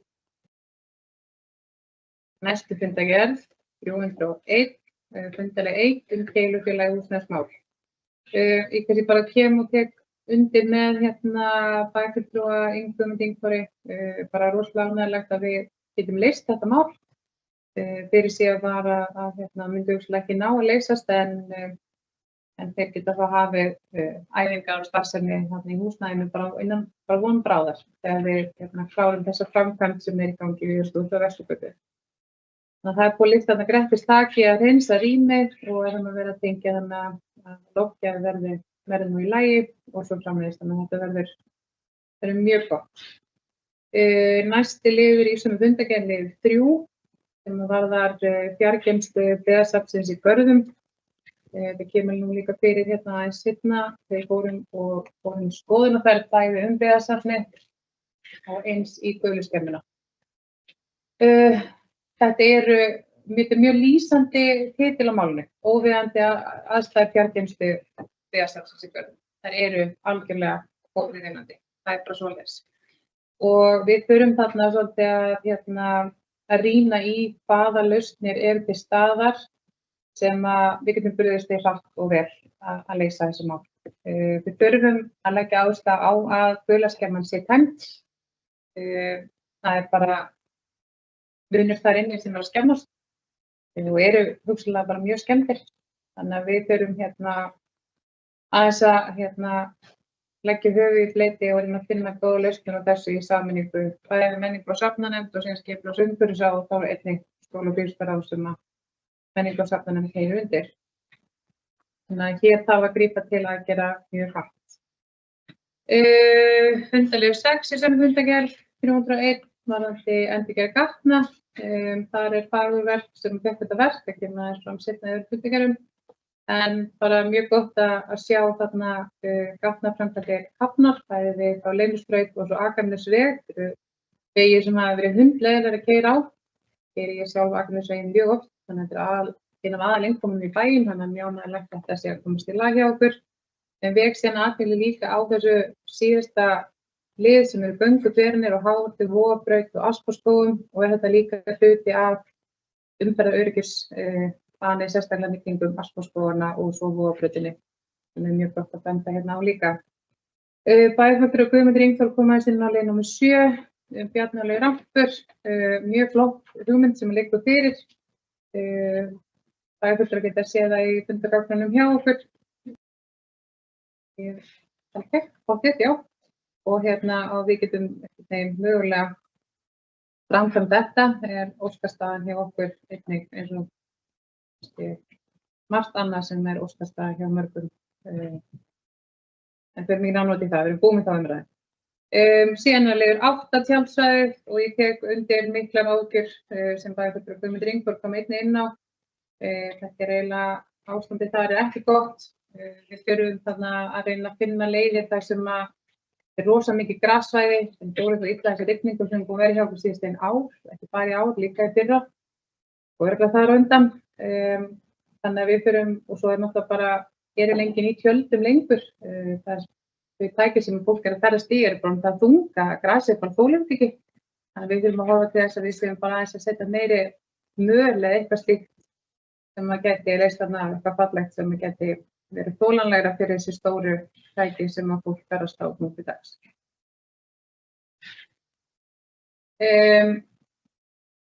Þeim fer yfir í fundargerð 304 og dagskrárlið 2 sem eru þessi sortinu breyting. Mér langaði bara að koma eins inn á og bæjarstjórinn Guðmundur Ingvar nefndi hérna með bæklingin sem að var núna dautt í hús. Bara hrósa fyrir flottan bækling sem að kom þarna inn. Mjög skýrframsettur, hvernig sortinu skipulagi verður með við mismunandi tegundir húsa hjá okkur.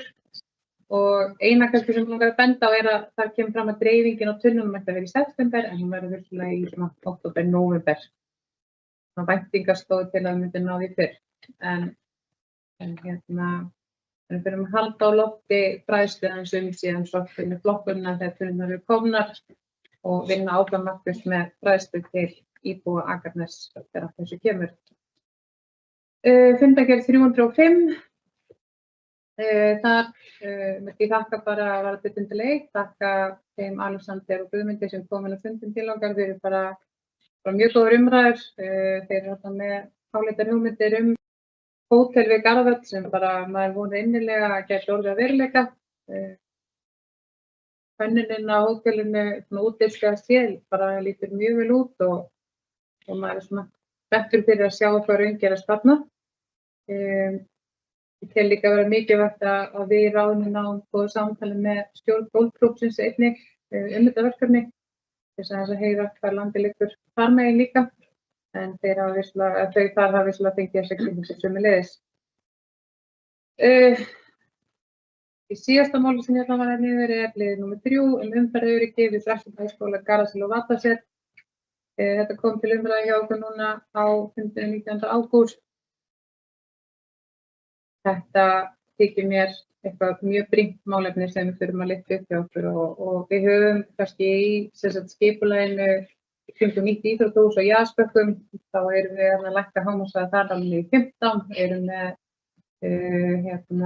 hraðahindranir sem koma þar líka meðfram, þannig að við erum verulega mikið að gæta þarna að þeirri umferð barna sem fer þarna og líka bara fólks á þessu svæði sem er greiðlega mikið og við þurfum líka að horfa í aðrar skólastofnanir hjá okkur og bæta þarna verulega úr umferðaröryggi. Við höfum fengið margar ábendingar til okkar varðandi Garðarsel og Ásbúðarskógana, við höfum taka þær alvarlega. Eins hjá Brekkubæjarskóla varðandi líka stoppustöð þar sem Akranessstrætóinn stoppar við Háholt og Vattarset líka sem er mikið hraðakstur. Þannig að þetta eru þessi atriði sem eru komið til okkar sem við höfum að taka alvarlega og lyfta upp og gera umbætur þarna á þessu. Þannig að það þarf ekki mikið mála að við tökum heilsugar undir þær ábendingar sem hafa komið, ég persónulega sem hafa komið þessi mál. Ekki meira frá mér. Takk. Takk fyrir þessa góðu yfirferð, bæjarfulltrúi Sædís Alexía og næst á mælendaskrá bæjarfulltrúi Jóna Margrét Sigmundsdóttir. Varstu á undan með það? Já, einmitt.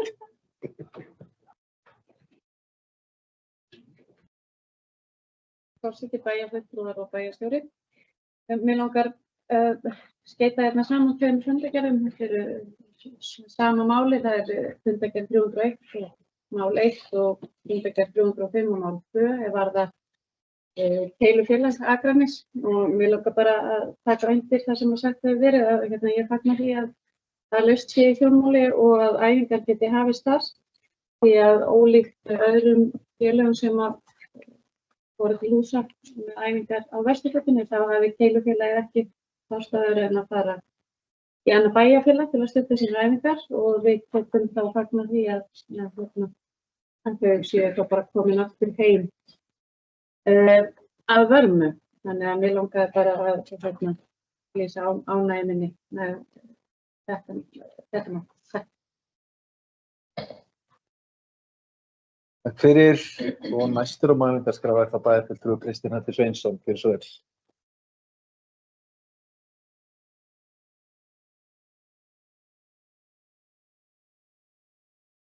Við ákvöldu bæjarfulltrúar og bæjarstjóri og aðrir sem ákvöldu við það. Stafsökum að ég trufla fundinn.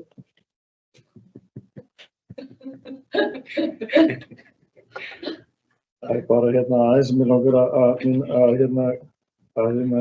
byrja að þakka bara fyrir mjög góð yfirferð frá formanni og varaformanni yfir fundargerðina. Það bara mjög upplýsandi og mikið að vera í ráðinni og gaman að því að það sé eitthvað að gerast þarna. Mér langar aðeins að í fundargerð 300 bara fagna því að það sé verið að skoða varanlegar staðsetningar grenndarstöðum í Djúpgámum og finnst það mjög ánægjulegt að það sé verið að fara út í það að finna þessu varanlega staðsetningar sérstaklega Djúpgáma. Ég sé í lið 9 verið að samþykkja öryggismyndavélar utan húss á Vesturgötunum.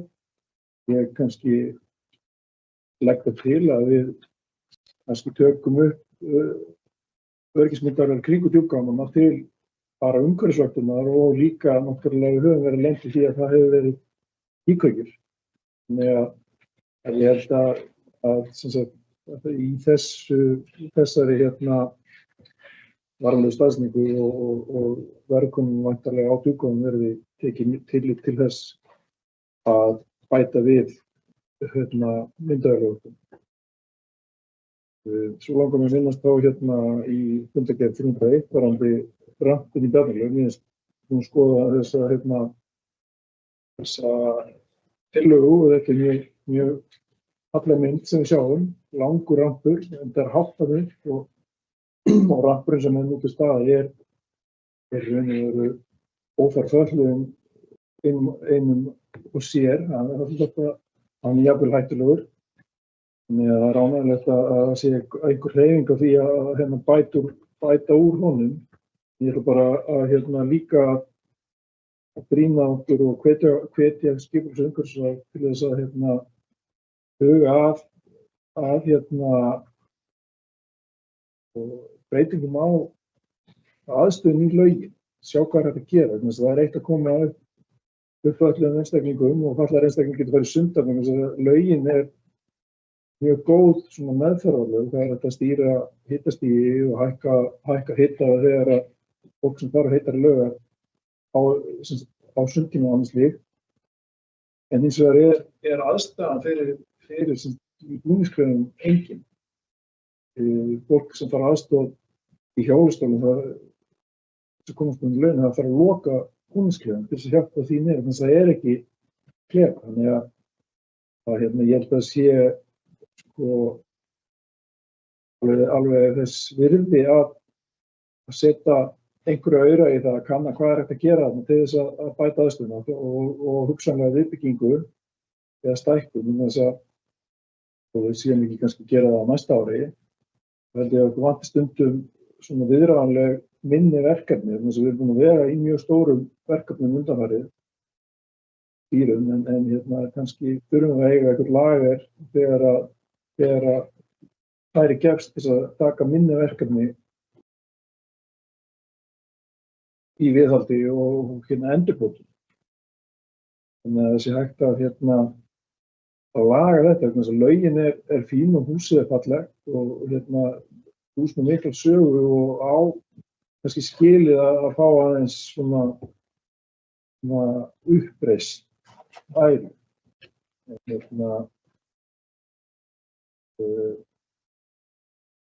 Já, þannig líka málum um þetta, ég ætla líka að minnast lið 3 í fundargerð 305 varðandi umferðaröryggi við Brekkubæjarskóla, Garðaskóla og Vatnasel. Finnst þetta bara mjög þarft mál og mjög gott að það sé verið að gera tillögur úrbótum og annað slíkt. Við ættum kannski að horfa aðeins bara lengra á leiðir barna í skólann. Ég veit til dæmis að við höfum fengið kvartanir frá íbúum og Esjubraut þar sem að fólk krakkar úr vissum götum þar fólkningum ganga bara beint á götunni og það engi göngustígar eða hraðahindranir eða neitt þeim með götu. Þetta hefur ítrekkað verið ávarpað af íbúum á svæðinu. Þannig að við ættum kannski að kanna þetta lengra en bara rétt í kringum skólann. Og ég veit að það örugglega verið að því, en ég bara minnist á þetta og því að tekja til þess. Takk fyrir. Takk fyrir, Bergþór Kristinn Hallur. Ég eiginlega stenst ekki mátið að ávarpa eitt atriði sem að varðandi ástandið á tjaldsvæðinu í Kalmarsvík. Og vitum það að þarna hefur allt verið á kafi í vatni og vatnsóttajarðvegur sem að ber illa á umferð sem að þarf að bera. Hárrétt sem að kom inn fram áðan að tjöld eru ekki lengur meiri hluti mannvirkja á tjaldsvæðum, heldur alls konar þungatæki, húsbílar og hjólhýsi og annað. Og þeir þurfa bara alltaf aðstöðu heldur en tjöld. Það þarf bara að burða meiri jarðveg, möl og en að samanskapi samt líka aðgang að grassi. Þannig að einhvern veginn þarf að finna út úr þessu. Hins vegar, þá þetta svæði, þetta vandamál, þetta vatnsvandamál ekki bara bundið við tjaldsvæði.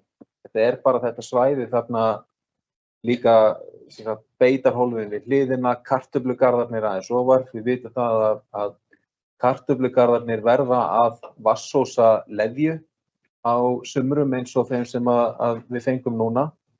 Og mjög bara erfitt og leiðilegt að vinna í svoleiðis kartöflugörðum.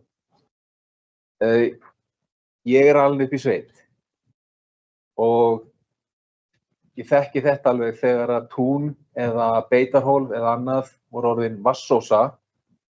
Það var bara eitt gert. Þá hringdi Þórarinn á Hlíðarfæti eða Vil á Kjarastöðum eða einhvern annan sem átti góða beltagröfu og þeir bara fengnir til þess að koma og moka upp úr skurðum. Þannig að skurðir fyllast af jarðvegi ef þeir eru látnir kyrrir lengri tíma og þeir hætta að drena jarðveginn eins og ætlast til að geri. Með því að dýpka skurði þá lækkar grunnastöðuna. Þannig ræsir fram land. Og ég veit að þetta hljómar illa í svona loftslagssamhengi. Framræst land losar koltvísýring. En ef við ætlum að hafa nota af þessu landi, þá þurfum við að losna við vatnið og þá þarf að ræsa fram landið. Það engir aðrir kostir. Og ég held að við þurfum að hugsa þetta ekki bara út frá tjaldsvæðinu. Þetta fyrsta mál. Það að ræsa fram landið til þess að lækka grunnvatnsstöðuna þannig að við séum ekki í þessum vatnsvandamálum á yfirborðinu. Ég veit ekki hvort að Þórarinn á Hlíðarfæti eða Vil á Kjarastöðum séu akkurat mennirnir núna sem eftir beltagröfur, en það alveg hægt að finna aðila sem eiga góða gröfur. Við þurfum líka að gera þetta í kringum kartöflugarði og auðvitað grafa, dýpka skurðina nógu langt til þess að þetta nái að ræsa sig almennilega fram. En setja ekki bara fast einhvers staðar. Síðan hægt að fara að huga að skipulaginu, burða meiri jarðvegi og svo framvegis. En ég hygg að þetta sé mál númer 1. Þar með læt ég mínum mínu innleggi í þessa umræðu lokið og orðið aftur laust fundargerðir skipulags- og umhverfisráðs Lífárs og Skarðsstaða. Gjörðu svo vel.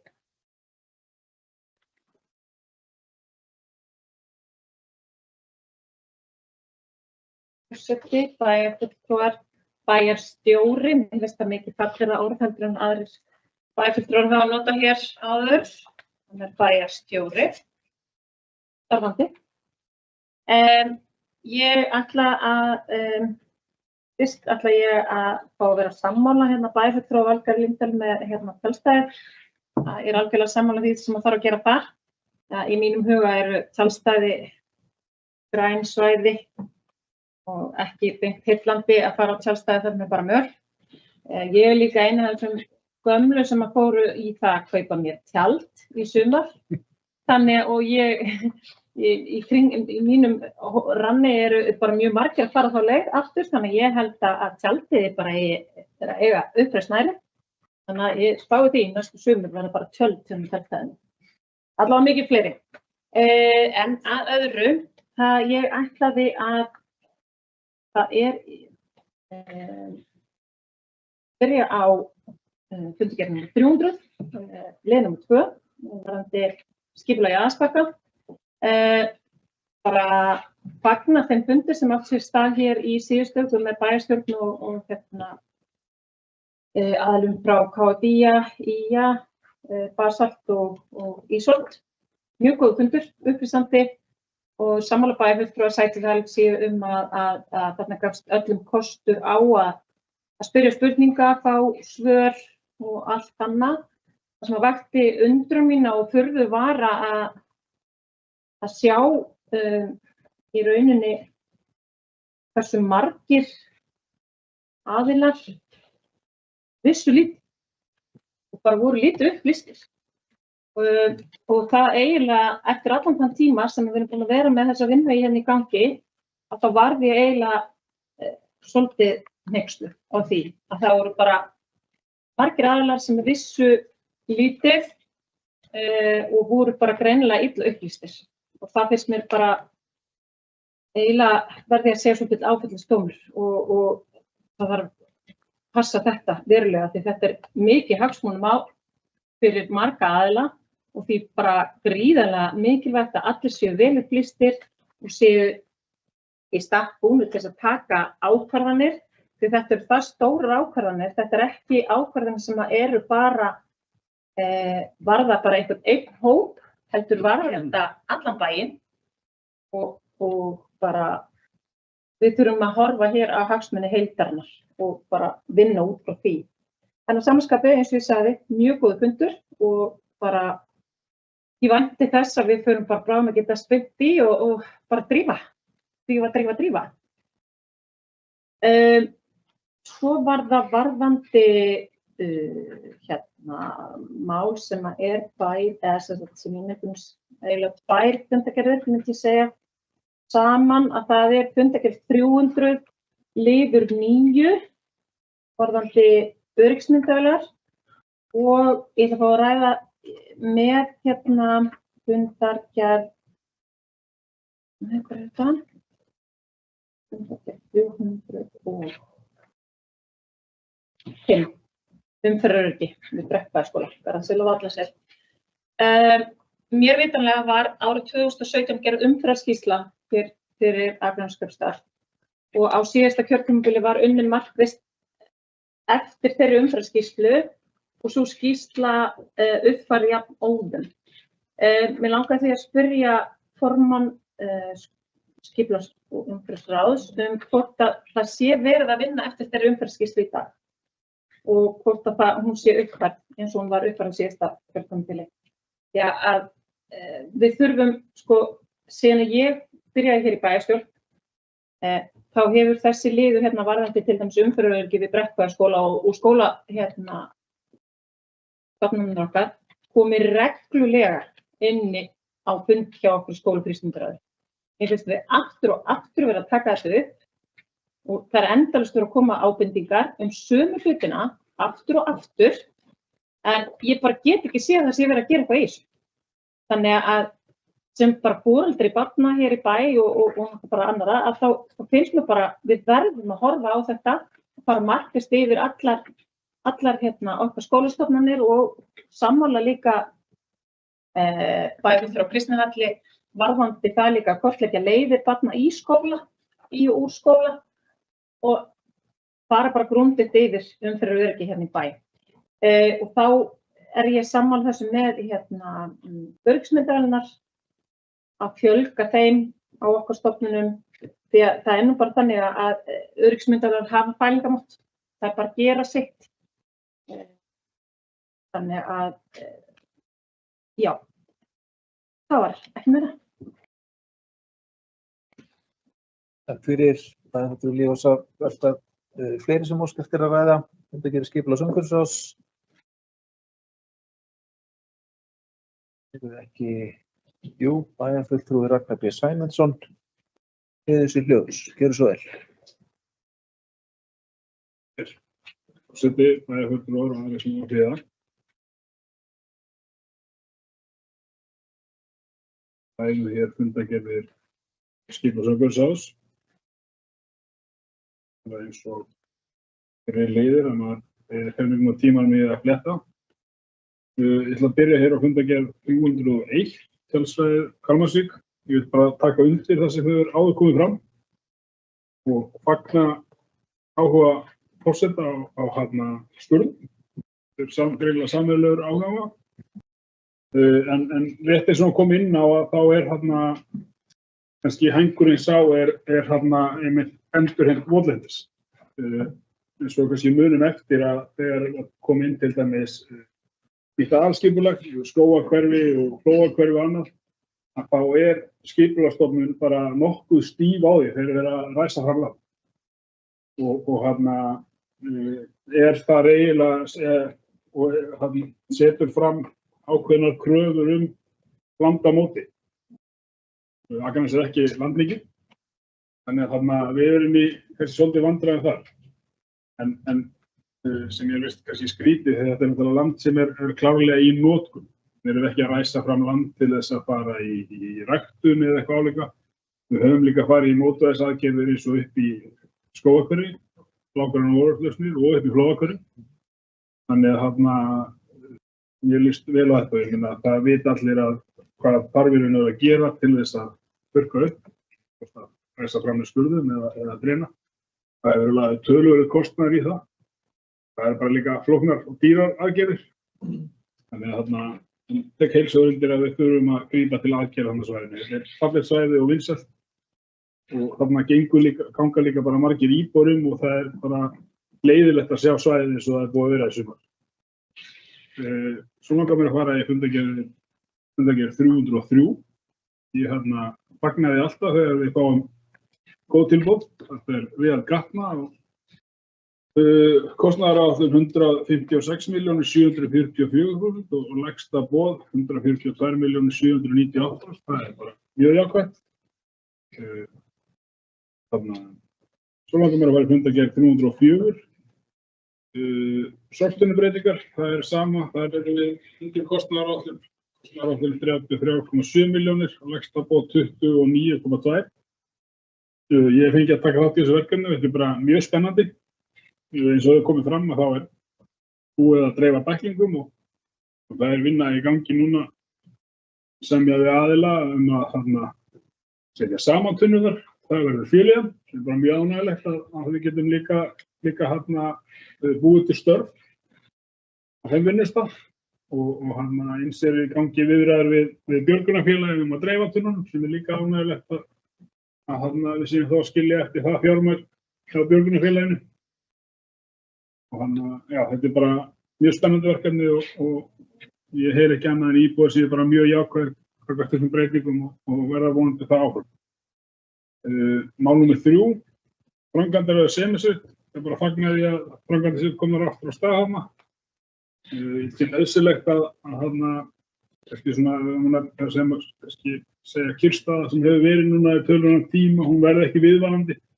Við sjáum þennan reit byggjast upp og við sjáum hvað götumyndin hefur til dæmis breyst á Suðurgötu, þessi nýju hús sem eru komið þar.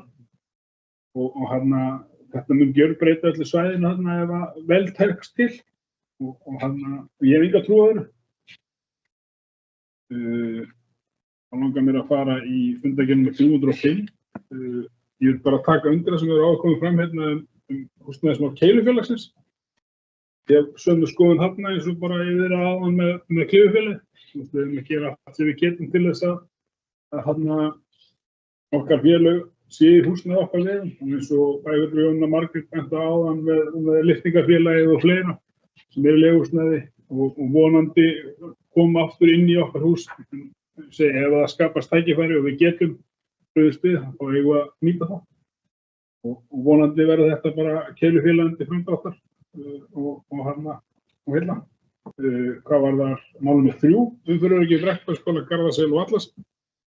Þá vil ég líka bara taka undir það sem komið hérna fram og fagna þeirri vinnu sem í gangi núna. Maður sér til dæmis við Háholtið og við sjáum við fram að Grundaskóla.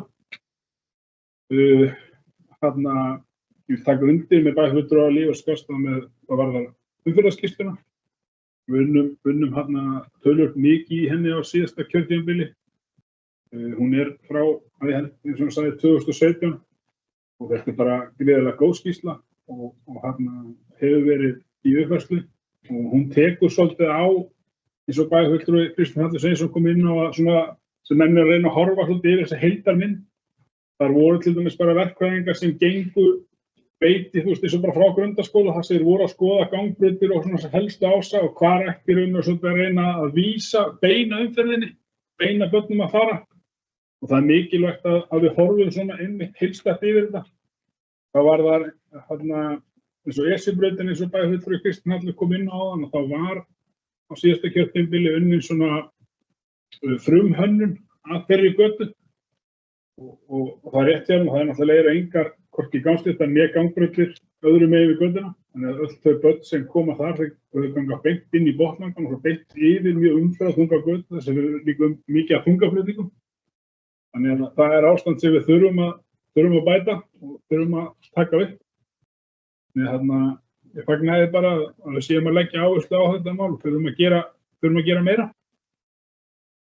Það var ekki meira á mér, bara takk hérlega fyrir. Fyrir Ragnar G. Sæmundsson, fleiri sem óska eftir að taka til máls varðandi skipulags- og umhverfisráð. Það fulltrúi Guðmundur Ingþór, fyrir svo vel.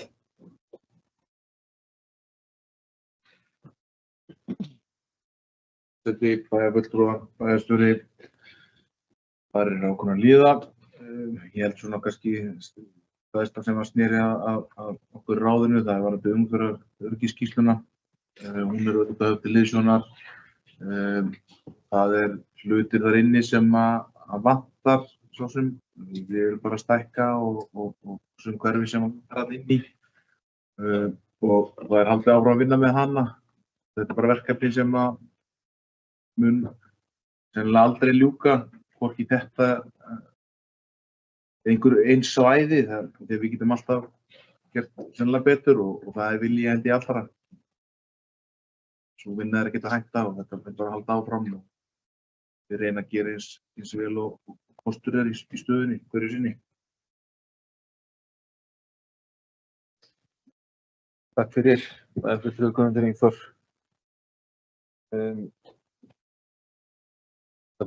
Ég ætla að fá að rétt í blálókin að benda skipulags- og umhverfisráði á eitt varðandi umferðarskýrsluna. Nú sat ég í skipulags- og umhverfisráði þarna þegar að hún var unnin á sínum tíma og ráði var þá undir formennsku Einars Brandssonar. Það eitt sem ég hef verið svolítið undrandi yfir síðan og það hversu hægt hefur gengið að taka niður hámarkshraða á götum í bænum. Eins og skýrslan var strax með mjög skýra tillögu það á hvaða götum væri skynsamlegt að lækka hámarkshraða og það búið að taka að mér finnst svolítið langan tíma. Ég vil bara svona stinga þessu að fulltrúum í skipulags- og umhverfisráði að þetta er eitt af þeim atriðum sem að væri að mínum mati vert að skoða í umferðarskýrslunni. Fleiri sem að óska eftir að ræða. Já, bæjarfulltrúi Ragnar B. Sæmundsson, gjörðu svo vel. Bæjarfulltrúar, bæjarstjórar sem á hlýða.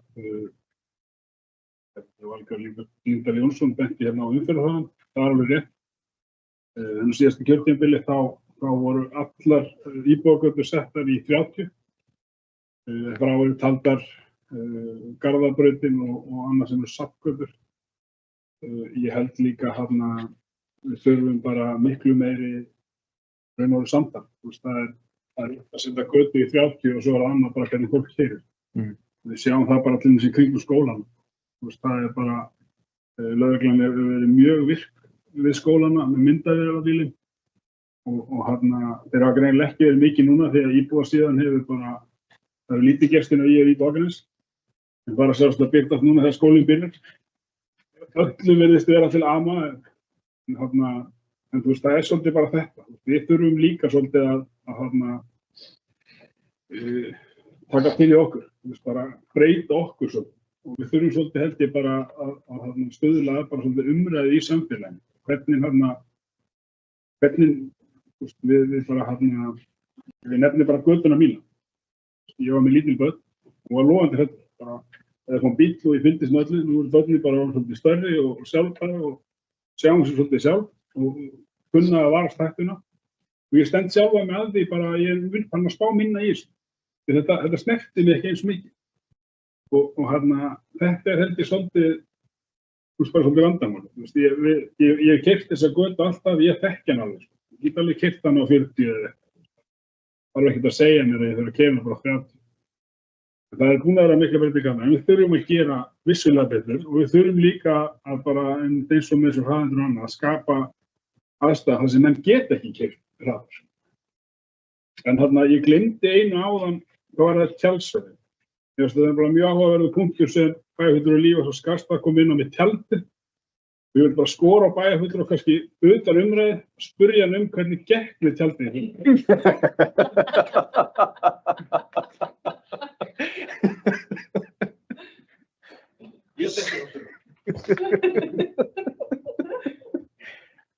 Takk fyrir bæjarfulltrúi Ragnar B. Sæmundsson. Fleiri sem vilja taka til máls. Skipulags- og umhverfisráð. Svo er ekki. Þar með eru þessar 6 fundargerðir ráðsins framlagðar. 5. fundarliður, málsnúmer 24.01.023. Þetta eru fundargerðir og fleira frá Höfða, hjúkrunar- og dvalarheimili. Og hér er lögð fram fundargerð fundar númer 146 hjá stjórn Höfða sem framfór þann 24. júní síðastliðinn ásamt fylgiskjölum. Ég held að ég fari rétt með og þetta sé eina fundargerð sem hérna liggur fyrir og fylgiskjöl með henni. Og orðið er laust þessa fundargerð stjórnar Höfða. Það er enginn sem óskar eftir að taka til máls og þar með telst fundargerðin framlögð. Við förum í 6. fundarlið, málsnúmer 24.05.187. Þar er lögð fram fundargerð frá starfshópi Akraneskaupstaðar og Hvalfjarðarsveitar varðandi rekstrarform Höfða. Þetta er starfshópur sem var stofnað nýlega og þetta er fyrsta fundargerð starfshópsins sem hér er lögð fram og fundir sem framfór 15. ágúst síðastliðinn. Orðið er laust þessa fundargerð. Það óskar enginn eftir að ræða hana og það er nú þar með framlögð. 7. fundarliður, málsnúmer 24.01.024, fundargerðir Faxaflóahafna árinu 2024. Það er hér fram 3 fundargerðir frá stjórn Faxaflóahafna, fundur númer 243, sem fór fram 31. maí, 244 sem einnig fór fram 31. maí og 245 sem framfór 21. júní. Og orðið er laust þessa fundargerð stjórnar Faxaflóa hafnar. Það er fulltrúi Guðmundur Ingþór Guðjónsson, gjörðu svo vel.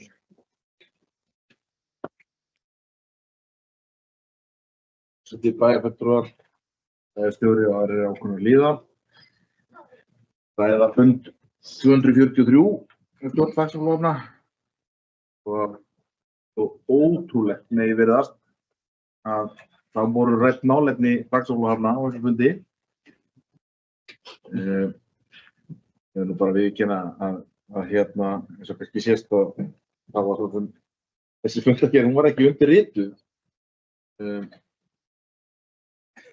Ekki nema það ég hef verið kannski svo nátt á þessu fundi en þarna það er einungis að ræða og skilst mér hefð innan stjórnarinnar að það sé mætti fyrir á einn fundinn og það sé bara málefnin rædd innan stjórnar án starfsmanna en á fundum sitja venjulega hafnarstjóri og staðgengill eða aðrir tengdir honum eða einn starfsmaður sem ritar fundargerð. Eina sem þarna. Það sem tengist náttúrulega okkur hérna, það eru blessaðar framkvæmdirnar hérna við lengingu hafnargarðsins sem ganga allt og hægt og það er ég alveg ötull maður í að ýta og á þær framkvæmdir sem og aðspuna fyrir björgunarfélagið okkar hér og inn í Grundartanga. Það er svo vinna í gangi en því miður þá bara þess að ekki ganga vel. En Faxaflóa eru að byrjar að reisa farþegamiðstöð Skarfabakka, glæsilega miðstöð sem er hugsað farþegaskipti sem voru gríðarlega stórt hjá okkur þar sem að flogið er inn nýjum gestum á skipin og önnur fara út og þá er þetta svona eins og litla skildi kalla flugstöð nema að eru skipafarþegar að skiptum. Annars gengur rekstur Faxaflóa vel og já og lýsa lítið, smá óhöpp, engin stórt sem betur fer og það er því að fagna. Það er í bíl hérna.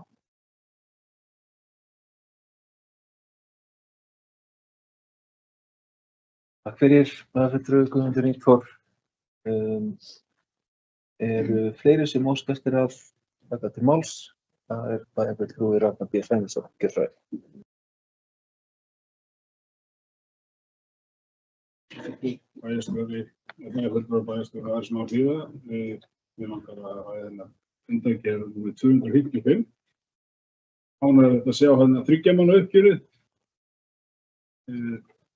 Með EBITDA 226 eða 7,6% yfir áætlun. Vel gert. Svo var kannski eitt annað sem ég langaði að ræða beint í fundargerðinni heldur bara bæjarfulltrúi Guðmundur Ingþór kom inn á aðstöðu björgunarfélagsins og aðstöðu til sjósetningar og annað og bara fagnaði hann sé að fylgja þessu máli eftir og bara hvernig þetta á það. Það er bara því miður þannig að aðstæða til að setja niður báta er hægt að segja engin ákveðins eins og er. Það er bara nýbúið að vera slysið inn í Hvammsvík þar sem satt maður á kýl í bát og ég fylgdist með þeir voru að reyna að setja bátana hérna út í háfjöru og við erum bara mildi að tækin sé ekki stór skemmt þar sem þeir þurfa að fara út á hlið og svolítið bara skella bátunum úti og það bæði við báta og jetski og bara mikilvægt að við fylgjum þessu máli eftir því það er þarna fór allt vel, maðurinn kom sér sjálfur í land En það er ekki langt síðan var hér hræðilegt slys fyrir utan þar sem við vorum bara í sömu stöðu, þar sem björgunarsveitin var í raun og veru bara í mesta basli við að koma tækjum á flot. Og þetta á líka við bara aðstöðu í Sveini Grundartanga, sem eru nánast engin aðstæða til að sjósetja björgunartæki. Takk fyrir. Takk fyrir, Ragnar G. Sæmundsson. Fleiri sem óskiptir að ræða fundargerðir, takk og Flóhafna. Enginn sem að kveður sér hljóðs. Þar með teljast þessa fundargerðir framlagðar. Næstu 3 fundarliðir snúast allir Orkuveitu Reykjavíkur. Þess að 8. fundarliðir og fundargerðir frá stjórn Orkuveitunnar. 9. fundargerð aðalfundar og 10.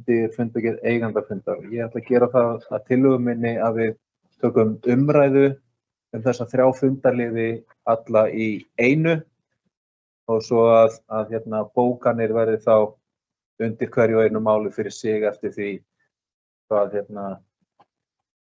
hvað kemur upp í umræðu. Eitthvað sem að hreyfi mótmælum við þessari tillögu. Svo er ekki, þannig að þá tökum við hér til umræðu 8. fundarlið, málsnúmer 24.01.027, fundargerðir frá stjórn Orkuveitu Reykjavíkur, fundargerðir nr. 351 frá 25. mars og 352 frá 22. apríl. Fundarliður nr. 9, málsnúmer 24.04.029, aðalfundur OR 2024, fundargerð framhalds aðalfundar sem fór fram þann 28. júní síðastliðinn. Og 10. fundarliður, málsnúmer 24.07.149, eigendafundir Orkuveitu Reykjavíkur 2024.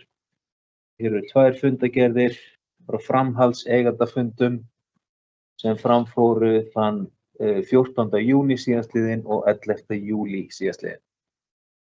Orðið laust þessar fundargerðir. Reyndar áður en að ég kannski gef orðið laust og þá ætla ég að fá að fara aðeins yfir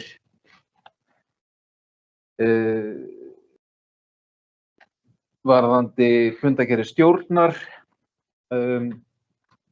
Þá sem sagt í fundargerð nr. 351 þá er það liður nr. 3. Sami liður er síðan í raun og veru liður nr.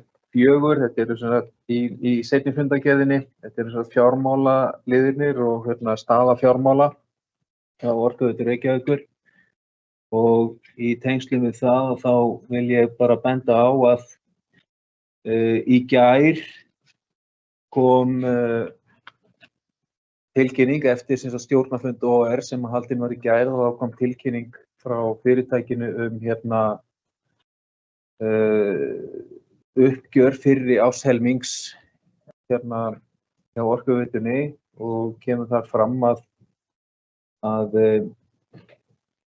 hagnaður Orkuveitunnar nærri þrefaldaðist á milli ára á fyrstu 6 mánuðum ársins. Þetta Orkuveita Reykjavíkur hagnaðist ríflega 4,3 milljarða króna á fyrstu 6 mánuðum ársins samanborið við 1,5 milljarða í hagnað á sama tímabili í fyrra og munurinn skýrist fyrst og fremst af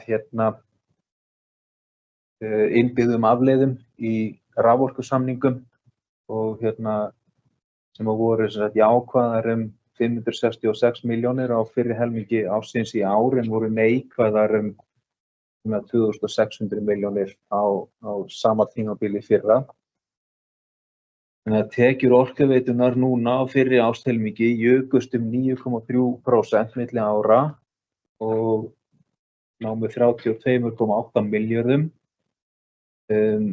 Rekstrarhagnaður fyrir afskriftir eða EBITDA sem sagt að aukast 9,8% sem að þetta bara mjög jákvæð þróun. Á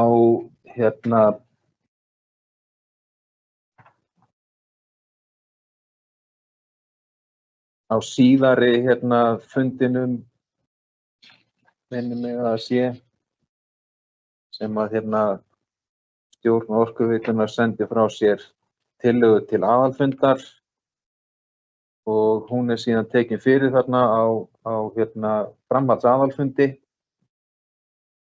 stjórnar Orkuveitu Reykjavíkur. Þar á þessum framhalds aðalfundi einn fundaliður sem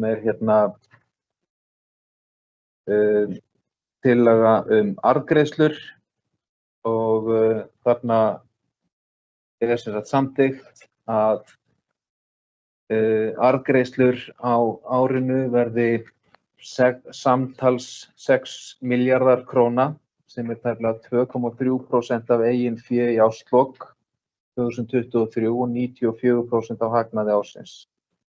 Og arðgreiðslan fari þannig fram að 4 milljarðar eru greiddir út án fyrirvara en útgreiðsla 2 milljarða háð hagfelldri niðurstöðu í fyrsta lagi eftir 9 mánaða uppgjör og síðan við lok árs. Þannig að gera má ráð fyrir að þessi 4 milljarðar hafa þegar verið greiddir út og ætlunin þá að 1 milljarður verið greiddur út ef að arðgreiðsluskilyrði standast eftir 9 mánaða uppgjör og ef að arðgreiðsluskilyrði standast en þá samkvæmt fjárhagsspá í lok árs. Og af þessu erum við að fá okkar 5,528% í samræmi við okkar eignarhlut í fyrirtækinu.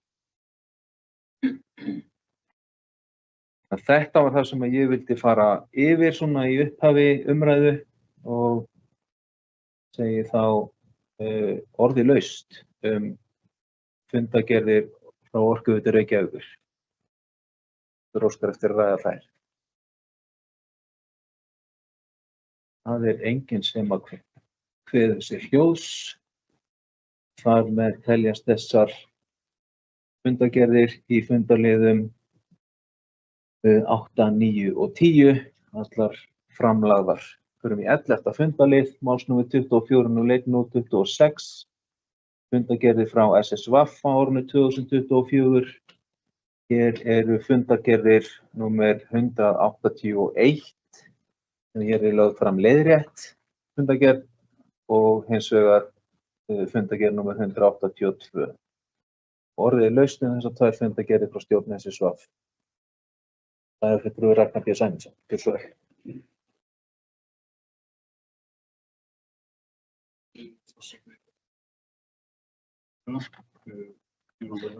Fundargerð númer 182. Mál 3, fundur vegamál. Þennan fund sótti ég og Haraldur Benediktsson bæjarstjóri samt mjög mörgum sveitarfélagafulltrúum á Vesturlandi og þingmönnum og starfsmönnum ráðuneytanna og fleira. Bara mjög skemmtilegur fundur. Það mikill hugur í sveitarfélagafulltrúum á Vesturlandi. Sér í lagi þá Snæfellsnesinu og Hljóðlónum og þar í kring. Þar sem vegir eru margir hverjir í mjög döpru ástandi. Og það eiginlega bara svolítið aðdáunarvert að fylgjast með þessu sveitarfélögum og eins líka bara SSVAF, hvað þeir hafa verið í raun og veru öflugir í þessari vinnu við samgönguáætlun og annað og eru að halda okkar málum vakandi. Það bara þeir voru hrós frá mér. Svo langar mér að ræða mál númer 7 sem skýrsla vinnu og samstarf slökkviliða á Vesturlandi. Vinnuhópur sem að ég stýrði og ég veit ekki betur en það sé búið að senda skýrsluna hingað til kynningar. Hún átti reyndar að fara svo fram kynningarfundir í ágúst en sem allt annað þá skólast það til í sumarfríum, þannig að ég býst við að það verður bara í september. Kannski ætla ekki að ræða meir hana þegar hún þá búin að koma hér inn bara og ég býst við að hún fari inn í skipulag- og umhverfisráð. Og sé þess óska, það var ekkert mál að ég komi þar inn og fylgi eftir. Svo langar mér að ræða mál númer 12 sem flutningur opinberra starfa á Vesturland. umhverfis-, orku- og loftslagsráðuneytið hefur óskað eftir samstarfi SSV varðandi flutning nýrra náttúruverndarstofnunar Vesturlands á Vesturland. Og það er nú þegar búið að forma þetta samstarf. Verður tekið fyrir að fundi á morgun. Þetta er bara mjög ánægjulegt. Mér finnst ráðuneytið bara vera að nálgast þetta bara mjög vel. Það virðist vera, eða það er allavega ekki annað að merkja en það sé bara fullur hugur hjá ráðuneytinu að fylgja þessu vel eftir og tryggja bara farsæla niðurstöðu í þessari vinnu. Þá er lögð rík áhersla á að tryggja til dæmis landmælingar sem hafa verið hér gríðarlega lengi á starfsstöð og frekar efla hana. Þannig að þetta er bara gríðarlega spennandi tækifæri fyrir okkur. Eins og við vitum að þá náttúrulega er ekki langt síðan við undirritum fyrir viljayfirlýsingu við ráðherra vegna mánabraudarinnar. Og þetta er bara tækifæri fyrir okkur og við þurfum bara að nýta það. Takk hérlega. Takk fyrir þessa yfirferð, bæjarfulltrúi Ragnar. Fleiri sem óska eftir að ræða fundargerðir SSV? Ekki, og þar með teljast þær fundargerðir stjórnar SSV framlagðar. Þá erum við komin að 12. og síðasta fundarlið. Það er málsnúmer 2401-028, fundargerðir og tilkynningar frá Sambandi íslenskra sveitarfélaga árið 2024. Hér er lagðar fram fundargerðir stjórnar sambandsins númer 948 frá 21. maí síðastliðnum, 949 frá 13. júní og 950 frá 21. júní síðastliðnum. Orðið er laust þessar fundargerðir frá sambandinu. Það er enginn sem óskar eftir að ræða þær, þar með teljast þær framlagðar. Þá höfum við lokið dagskrá þessa fundar. Ég þakka bæjarfulltrúum fyrir mjög góðar umræður. Það var greinilega ýmislegt sem okkur að fjalla eftir sumarfrí bæjarstjórnar. Gott að hefja veturinn, starfsvetur bæjarstjórnar með kraftinum sem var á þessum fundi. Bara kæra þakki fyrir góðar umræður. Segi þessu fundi slitið.